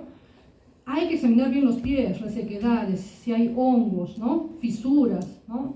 También es importante evaluar pares craneales y la marcha en estos pacientes, ¿no? Test autonómicos, cardiovagal, adrenérgico, sudomotor, hipotensión ortostática. Eso es lo que más frecuentemente vamos a ver, hipotensión ortostática, ¿ya? ¿Cómo hacemos el diagnóstico de la polineuropatía diabética? Cuadro clínico, ¿no? Tiempo de enfermedad, la anamnesis importante, exámenes de sangre, que ya hemos mencionado, los estudios de electromiografía, el MICHI, acá está el MICHI, el test de Michigan, ¿ya? Que es un cuestionario para aplicar a los pacientes, ahorita les voy a mostrar, y ustedes lo revisan con calma. Estudios de resonancia, tomografía, para descartar o excluir otras patologías, ¿no? Hubo una vez un caso de un paciente hospitalizado que empezó con dolor de un brazo, y es su diabetes, neuropatía diabética. Sale de alta, le hacen una resonancia particular, tenía tremenda hernia que estaba produciendo una compresión de una raíz nerviosa hacia el brazo, ¿ya? Entonces, pensar otras posibilidades, no todo decir, es su diabetes, ¿no? Ya está. Entonces, resonancia, ok, presencia de radiculopatías, lesiones intracraneales, infartos, aneurismas, ¿no? Electrocardiograma, buscar prolongación del QT, arritmias cardíacas, el Doppler arterial, para ver la perfusión en miembros inferiores. Por eso hemos pedido en el examen físico ver los pulsos, pedio, tibial, posterior. Si es que hay duda, ver un Doppler arterial, para ver cómo está la irrigación de miembros inferiores, ¿no? Si no, esto ya es una antesala a un pie diabético y amputación. Biopsia de nervio y piel, son invasivos, casi no se hacen en sí cuando hay un paciente para descarte de neuropatía diabética. Este es el test de Michigan. Preguntas y el cuestionario. Le preguntamos al paciente, ¿tiene las piernas o los pies adormecidos, entumecidos? ¿Tiene ardor? ¿Son sensibles al tacto? ¿Calambres? ¿Pinchazos? Las sábanas, las cubiertas de la cama le producen dolor cuando tocan. Y así una serie de preguntas que nos va a orientar a si el paciente tiene una neuropatía diabética, ¿ya? Esto es parte de un artículo de un estudio que realizaron en Lima para detectar polineuropatía diabética, en el Instituto Nacional de Ciencias Neurológicas, y encontraron que el 90% de diabéticos tenían polineuropatía. Bastante, ¿no? Bastante. Entonces acá también la parte física, aspecto del pie, si hay deformidad, dedos en martillo, y todas estas características. Piel de Charcot, luego vamos a ver una imagen, la piel seca, grietas, infección, presencia de úlceras, si hay reflejos o no, aquiliano, la vibración, cómo está el componente sensitivo, vemos la vibración, el monofilamento de 10 gramos, ¿no? El pinprick también hace unas funciones en el dedo gordo del pie, fuerza muscular, de hecho, reflejos, ¿no es cierto?, que van a estar disminuidos en esto. Ya, entonces el diagnóstico diferencial, hay muchas patologías que pueden simularnos una neuropatía diabética, ¿no es cierto? Deficiencia de B12, gamopatías monoclonales, vasculitis, y la lista sigue, es una lista larga, de fibras pequeñas, alcoholismo, HIV, ¿no es cierto? Sjögren, ¿no? Enfermedades del colágeno, desmilenizantes, el CIDP, plexopatías, radiculopatías, sarcoidosis, amiloidosis, vasculitis. Entonces, ahora sí, tratamiento de la neuropatía diabética. ¿Qué es importante? Prevenir, ¿no es cierto? Siempre va a ser prevenir mejor que curar. Intervenir en pacientes prediabéticos. Ya estás medio prediabético, tu glucosa está yendo al límite. Entonces, ¿qué esperas de comer más sano, de bajar de peso, de hacer ejercicio, ¿no? Tratamiento de factores de riesgo. La glucosa, la presión arterial, no alcohol, ¿ya? No tabaco, no fumar. Las dislipidemias también hay que tratarlas, ¿no? Evita el daño zonal. Cambio de estilo de vida, lo que hemos estado mencionando. Cirugía bariátrica disminuye la incidencia de polineuropatía, o sea que por ahí está la indicación. Pero lo que vemos ahora se hace mucho, ¿no? Cirugía bariátrica. A los 4 años otra vez están así. Entonces, si no cambian estilo de vida, pues no va a mejorar, ¿no? Y gastaron su platita por gusto. En 4 años otra vez así gorditos, ¿no? Tratamiento sintomático. Primera línea y segunda línea. Antidepresivos tricíclicos, amitriptilina. Inhibidores de la recaptación de serotonina, norepinefrina, anticonvulsivantes, gabapentina, pregabalina. Segunda línea, narcóticos, morfina, oxicodona, no narcóticos, también tramadol. No se recomienda, debemos tratar de controlar con todos estos de primera línea, dan dependencia, ¿no? Estas son las dosis de los medicamentos que usamos en polineuropatía diabética: duloxetina, venlafaxina, amitriptilina, ¿okay? Estas son las dosis. Hay efectos adversos, ¿no?, que también hay que tener en cuenta: náuseas, mareos, pérdida de peso, ¿no?, cefalea, sudoración, prolongan el QT. Esto sí lo he visto mucho, ¿no? Nos dan un poco de bradicardia, arritmias cardíacas, secan la boca. La amitriptilina seca mucho la boca. Anticonvulsivantes, gabapentina, pregabalina, carbamazepina. Siempre empezar con dosis pequeñas, a ver cómo le cae al paciente, ¿no? El paciente mayorcito, abuelito, le doy 300 nada más de gabapentina, no lo quiere volver a tomar. Me he mareado, casi me caigo, mucho sueño, he estado muy adormitado al día siguiente. Empezar con dosis pequeñas. Yo les empiezo a veces con media, nada más en la noche, ir viendo. Hay que tener una estrecha relación con el médico, con el neurólogo, el endocrinólogo. Opioides, tramadol, oxicodona, tópicos, capsaicina, lidocaína, ¿ya? ¿Qué más? Acá hay un tema interesante, no encontré el por qué, pero sí dice evitar diuréticos diacídicos que pueden agravar el anormal metabolismo de la glucosa. Los YECAS reducen complicaciones de diabetes, eso sí se recomienda, ¿no? La gastroparesis que presentan los pacientes, ahí podemos darle metoclopramida, eritromicina, polietilenglicol, ¿no? Para la constipación. Disfunción eréctil, Viagra. Ácido alfa-lipoico, este es un antioxidante, se está usando mucho, de 600 miligramos, ¿no? Ayuda a prevenir o a reducir los radicales libres. Hipotensión ortostática, aumentar líquidos, sal en la dieta. Cuidado del pie diabético, prevención de caídas. Tratamientos quirúrgicos, ya si es que hay pie diabético, ¿no? Debilidación, amputaciones en el pie. Hay que hacer correcciones de las deformidades del pie de Charcot. Como vemos, estas son las deformidades en la estructura del pie, ¿no? Como que va a ir desarrollando el mal perforante plantar, se pierde el arco plantar, ¿no? Los huesos, realmente hay una deformidad de huesos, articulaciones, tejidos blandos de los pies y los tobillos, que es también una complicación de la diabetes. Neuropatía relacionada con el alcohol. Chicos, ¿cómo van? ¿Están vivos? No, se nos acaba el tiempo, creo, ¿no? Hace rato, no, recién. Estoy mirando mi libro. 5:45. ¿Se pueden quedar todavía un poquito más para terminar? ¿O ya están cansados? ¿Dónde está la delegada? Se fugó. ¿Seguimos? ¿Sí? ¿Sí? Ya, seguimos, ya, vamos. Neuropatía relacionada con el alcohol. Luego voy a decir lo más importante, ¿ya? Nos falta neuropatía relacionada al alcohol, beriberi, y son las deficiencias, ya las carenciales. Neuropatía relacionada al alcohol. Vamos. Entonces, pues obviamente se relaciona a consumo grande, ¿no? De alcohol. Hay riesgo de polineuropatía, sensitivo motor axonal, miembros inferiores van a ser los más afectados, distalmente, con el tiempo los miembros superiores. ¿Ok? Va a haber afectación, ya lo hemos mencionado antes, ¿no? Afectación de fibras pequeñas, más dolor. ¿Listo? El riesgo es exposición diaria a alcohol de más de 100 gramos por día. ¿Cuánto trae de alcohol una cervecita? ¿Cuántas tendrían que tomar? ¿No? Para el riesgo de más de 100 gramos al día, pero no con esto estoy diciendo que tomen, ¿no es cierto? Tampoco, no hay forma. De todos los efectos nocivos, el consumo excesivo de alcohol, ¿no? La neuropatía es el más común del consumo de alcohol, ¿no? Se asocia a CB, esto sí, ¿no? Se ve mucho, un paciente joven que tomó licor y hace holiday heart, ¿no? Corazón de fin de semana, hace una arritmia cardíaca, una fibrilación auricular, una cardioembolia, ACV. ¿Listo? Entonces, tener cuidado al consumo de alcohol. Abusadores crónicos de alcohol, se ha visto que hay una neuropatía periférica hasta en un 46.3%. Vemos la imagen de un paciente que se quemó con un cigarro, ni cuenta se dio, estaba tomando también, ¿no? Y tiene neuropatía alcohólica. Afecta a personas entre 40 y 60 años con antecedente de consumo crónico de alcohol. Fisiopatología. Ya. A ver, entonces el alcohol va a producir una neuropatía axonal primaria, con degeneración maleriana, reducción de la minimización de las fibras. Bueno, después he visto pues obviamente que es neurotóxico para la médula espinal, los organelos neuronales. El acetaldehído, que es un metabolito del etanol, tiene un efecto neurotóxico directo. Tiene asociación con la deficiencia nutricional de la tiamina, por ingesta insuficiente o absorción gastrointestinal deficiente, secundario a los efectos directos del alcohol, ¿no? No siempre va a haber deficiencia de B1, pero puede haber, ¿no? La tiamina es la B1. El etanol también altera el transporte axonal y las propiedades citoesqueléticas. Entonces hay una hipótesis de que, miren, el estrés oxidativo, otra vez, ¿no es cierto? El estrés oxidativo aumenta con liberación de radicales libres, entonces igual a un daño de los nervios, ¿no? La tiamina se sabe que es un factor antineurítico que va a ser esencial en el metabolismo del piruvato y tiene un papel en la salud del sistema nervioso periférico. El alcohol se ha relacionado con la CAN, que dijimos que es una cardiopatía autonómica, ¿no? Una neuropatía autonómica cardíaca.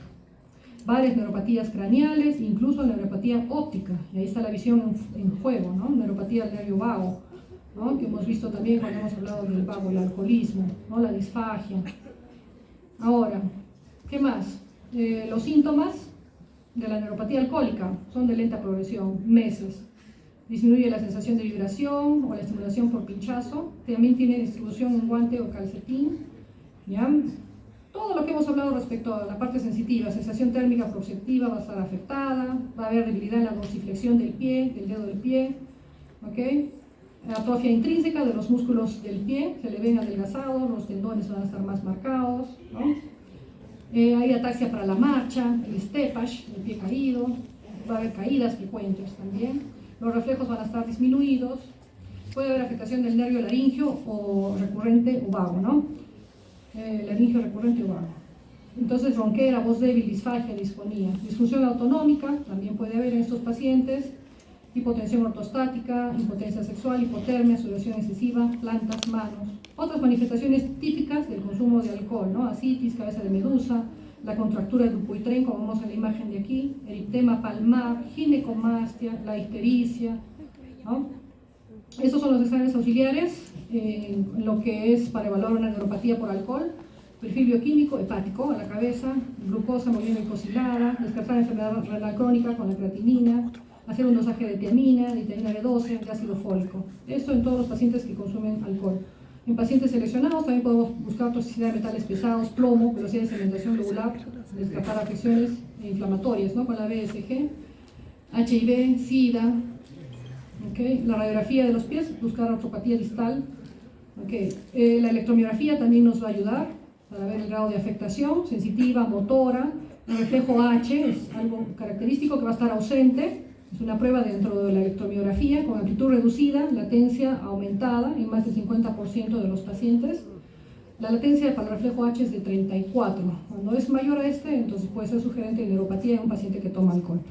Electromiografía con aguja, podemos encontrar ondas positivas, fibrilaciones, el líquido cefalorraquídeo, también aumento de proteínas, se puede hacer biopsia también de la piel.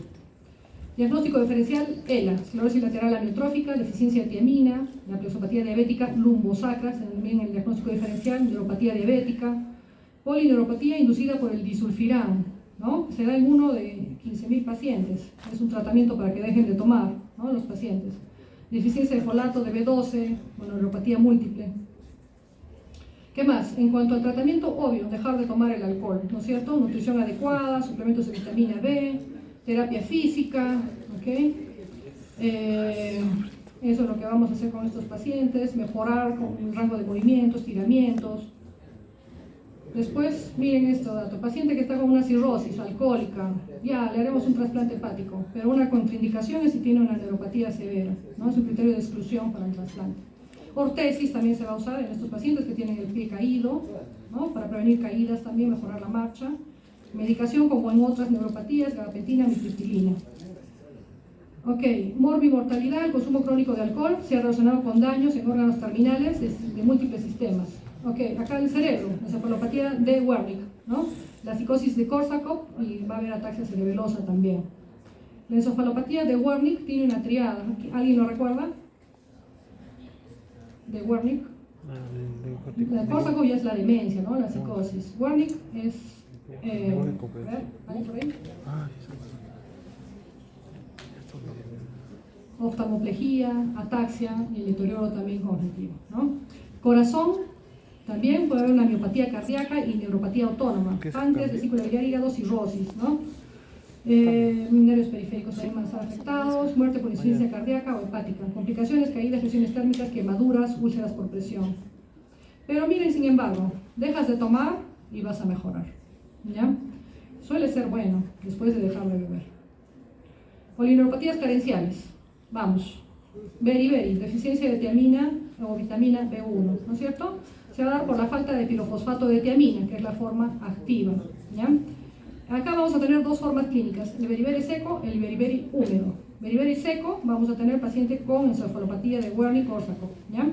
Beriberi húmedo viene con síntomas cardiológicos. Estos son los alimentos que tienen tiamina, ¿no? Vitamina B1, cereales, frutas, naranja, huevos, lácteos, tomates, carne también. ¿Cuál es la etiología de la deficiencia de tiamina? Malnutrición, alcoholismo a la cabeza, anorexia nerviosa. Hay pacientes que vienen con anorexia nerviosa, ¿no? La inanición. Vómitos persistentes, ¿en quiénes? Gestantes, ¿no? Por ejemplo, peremesis gravídica, estenosis esofágica, cáncer gástrico también, cáncer gástrico, gastritis, obstrucción intestinal, intoxicación por digitálicos. Enfermedades sistémicas, tumores malignos, insuficiencia hepática, tuberculosis diseminada, uremia, todo lo que te va a desnutrir, ¿no? Iatrogenia, cirugía intestinal como la absorción, cirugías bariátricas, ¿no es cierto? También, hemodiálisis, alimentación parenteral, no va a ser lo mismo nunca que una alimentación con sólidos como comemos normalmente, ¿no? Administración de glucosa en la carencia de tiamina. Cuidado, ¿no? Esto en los pacientes de repente alcohólicos, antes de poner dextrosa, mejor poner tiamina, ¿ya? Estados de mayor consumo, embarazo, lactancia, fiebre, hipertiroidismo, acá en rojito, ¿ya? Deficiencia de tiamina, pensar en hipertiroidismo también, y alcoholismo.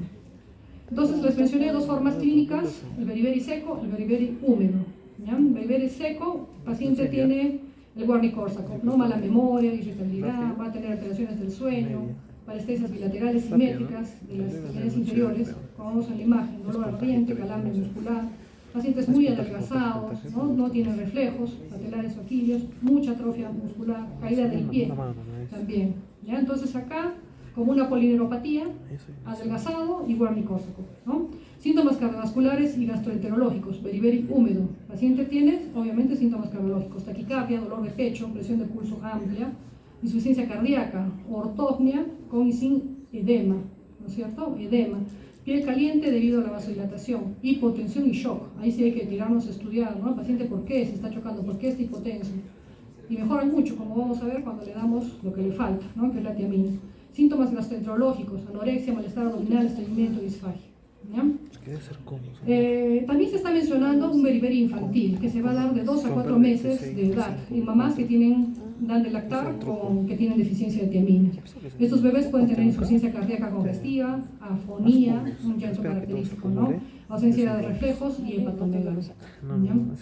Entonces, ¿cómo hacemos el diagnóstico? Pues muchas veces hacemos como una respuesta terapéutica, ¿no? Le damos una prueba terapéutica, decimos, ¿no? El dosaje de niveles de tiamina, lo más importante, dosar tiamina en orina, también podemos hacer. Como se asocia a hipertiroidismo, la TSH sérica también hay que hacer. En el AGA podemos encontrar acidosis metabólica, ¿no?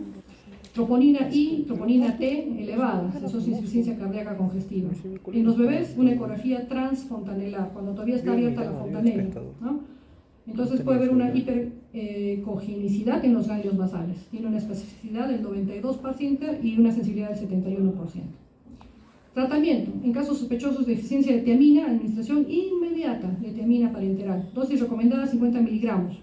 Vía intramuscular o endovenoso varios días hasta que los síntomas hayan desaparecido. O sea que en días puede mejorar tu paciente si hace un diagnóstico adecuado.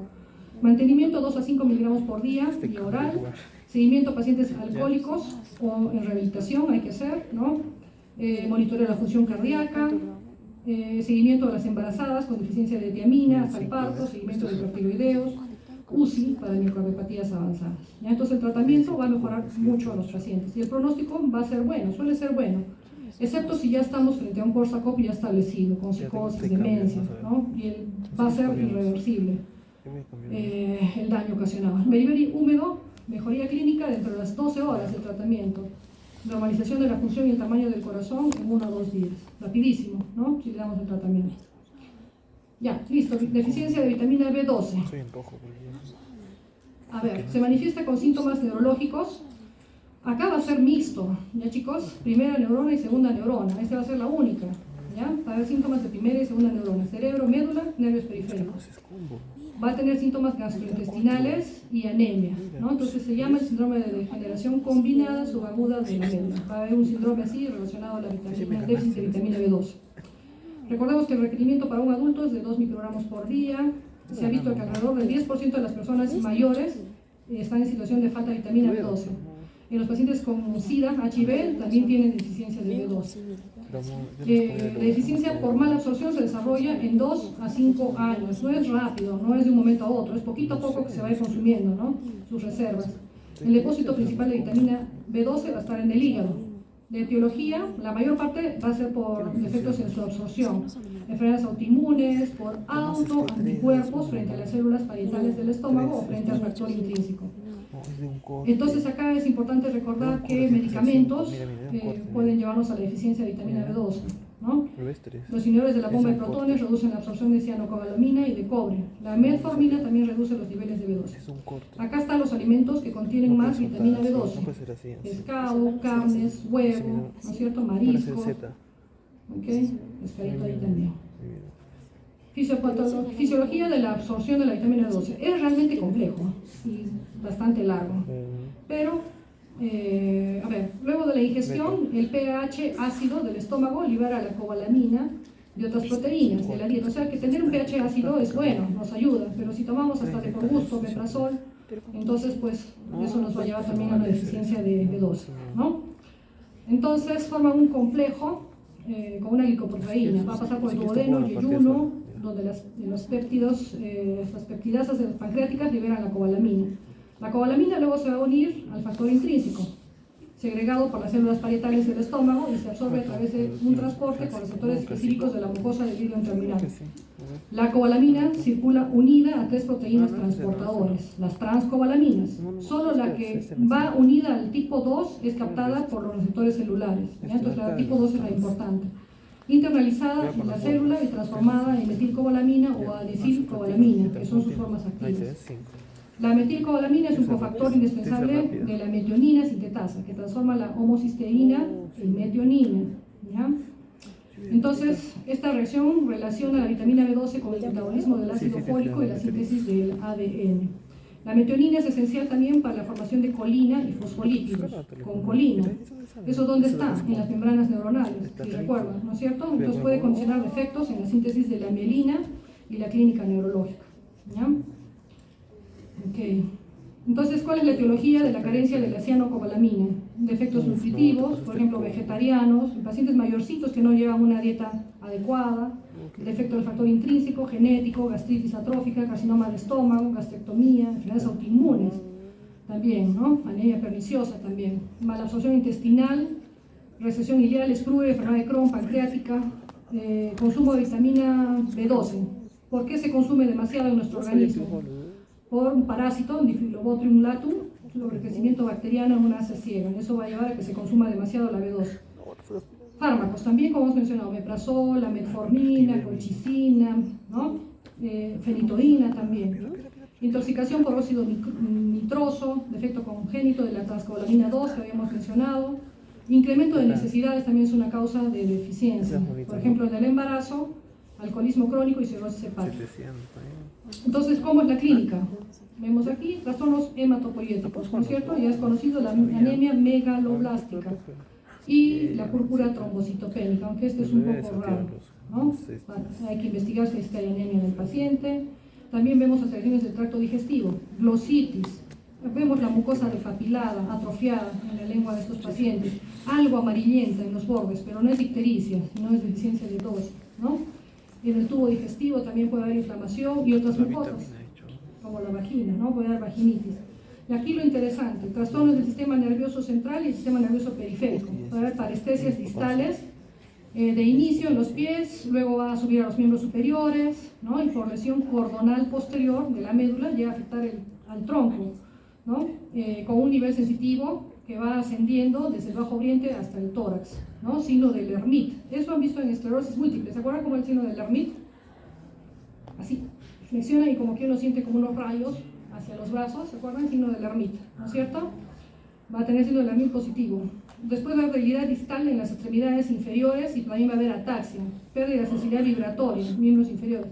Romber, Babinski positivo. Esto es primera neurona, ¿no es cierto? Entonces, esto es una deficiencia que da síntomas de primera y de segunda neurona.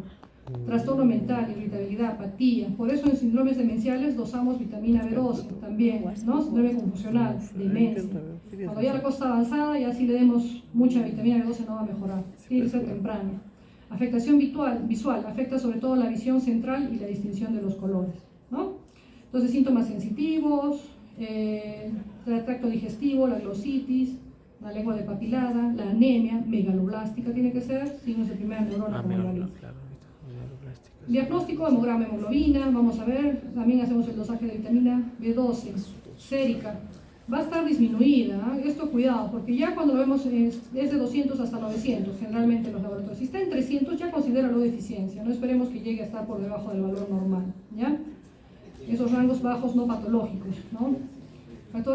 Anticuerpos contra factor intrínseco, antifactor intrínseco, homocisteína y el ácido metilmalónico, estos van a estar elevados, y una elevación de la homocisteína, también se asocia a ACV, excreción urinaria de ácido metilmalónico incrementada, el líquido cefalorraquídeo va a ser normal o puede haber proteínas aumentadas, potenciales evocados anestésicos visuales confirman trastornos de conducción, La electromiografía vamos a encontrar hallazgos de degeneración axonal y desmineralización variables. En la resonancia medular y cerebral podemos encontrar degeneración ascendente, generalmente va a ser más de los cordones posteriores, ¿no? Y vamos a encontrar en T2, de la secuencia de tomografía, hiperintensidades. En el cerebro también podemos encontrar hiperintensidades en sustancia blanca y son típicas cerca del cuarto ventrículo. Puede tener asociados otros trastornos autoinmunes y también se asocia al vitíligo. Tratamiento. Reposición de cianocobalamina es de 1000 microgramos por vía intramuscular por día por 5 días. ¿Ya? Luego, igual, 1000 microgramos semanal por 5 semanas. Luego, mensual de por vida. ¿Ya? Por ejemplo, los efectos de absorción hay que asegurarnos por la vía parenteral o intramuscular. Pero hay pacientes que son anticoagulados y está contraindicado las inyecciones intramusculares, ¿no es cierto? Entonces, en ellos, la dosis vía oral, dosis altas, también pueden ser efectivas. Lo importante es hacer un seguimiento del paciente y pues hacer sus dosajes de vitamina B12, ¿no? Seriados. El ácido fólico puede mejorar el trastorno hematológico, pero no el neurológico. El factor pronóstico más importante es la duración de los síntomas antes del tratamiento. O sea, mientras más pronto, mejor. Mientras más pronto lo detectes, mejor. Si las lesiones medulares son crónicas, el cuadro es escasamente reversible. ¿Ya? Entonces, hay que hacer detección pronta. Ya lo último, son 3 diapos nomás, chicos. Pelagra, deficiencia de vitamina B3. ¿Ya? Deficiencia de vitamina D3 o la niacina, pues se llama pelagra, ¿no es cierto? Bueno, acá lo importante, a ver. Es lo malo. Bueno, esto lo van a revisar ustedes con calma. Estos son los alimentos que se encuentran ricos en vitamina B3. Ya. Entonces acá, chicos, las 3D, eso se van a acordar. Vitamina B3, las 3D. Dermatitis, diarrea, demencia. ¿Ya? Para deficiencia de vitamina D3. Lesiones cutáneas, dermatitis con eritema, descamación en las zonas que son expuestas al sol, a la luz, ¿no es cierto? Mucosas, diarrea, acloridia, vómito, fibrositis, estomatitis, gailitis, comisura. Gailitis comisural, vaginitis. El sistema nervioso, al inicio, medios inespecíficos, ¿no? Apatía, ansiedad, irritabilidad, depresión, insomnio, fatigabilidad, pérdida de memoria, poco estructurada que evoluciona hacia la demencia. Diagnóstico y tratamiento. Diagnóstico es clínico, es preciso tratar a todo paciente alcohólico o vagabundo, sospechoso, que tenga sospecha, que esté también con carencia nutricional, con carencia de niacina. Entonces, que tenga también de repente deficiencia de tiamina, ¿no? Por eso que a veces viene pues todo el complejo, ¿no? Para poner. Se recomienda 50 miligramos de niacina por vía oral o parenteral, repetidos varias veces al día según la situación de cada paciente. Y se acabó. Ahí está, las 3D. Bonus, chicos, esto es un estudio interesante. Lo único que les quiero decir es que, de acuerdo a cada tipo de polineuropatía, podemos encontrar cuál es la causa más importante. Por ejemplo, polineuropatía desmineralizante primaria, pensar en Guillain-Barré, CIDP. Después estas otras. En neuropatías predominantemente motoras, ¿en qué voy a pensar? Porfiria, intoxicación, ¿no es cierto? Poison lead, ¿qué es lead? Plomo, ¿no? ¿Sí? ¿Qué? Lead poison. Entonces, esto en las motoras. Luego, neuropatías predominantemente sensitivas, dolorosas, y la diabetes mellitus, tóxicas también. Parálisis facial bilateral, Lyme, HIV, sarcoidosis. Yo pondría en nuestro medio, de repente, Guillain-Barré, ¿no? Parálisis facial. Síntomas autonómicos prominentes, diabetes, Guillain-Barré, tóxicos. Polineuropatía aguda, Guillain-Barré. Entonces, de acuerdo que, como les dije al inicio de la clase, clasificar es importante. ¿Qué tipo es? ¿Cómo empezó? ¿Es simétrico? ¿Es asimétrico? ¿Es axonal? ¿Es sensitiva? ¿Es desmineralizante? La clasificación es importante, ¿ya? Neuropatía crónica, diabética, metabólica, alcohol, ¿no? Polineuropatía asimétrica por atrapamiento, ¿no es cierto? Ok. Perfecto. Radiculopatías, plexopatías y así. Esa es la biografía, chicos. Listo, ahora sí. Gracias chicos por su atención. Cualquier cosa, si tienen alguna duda ya está cansado también.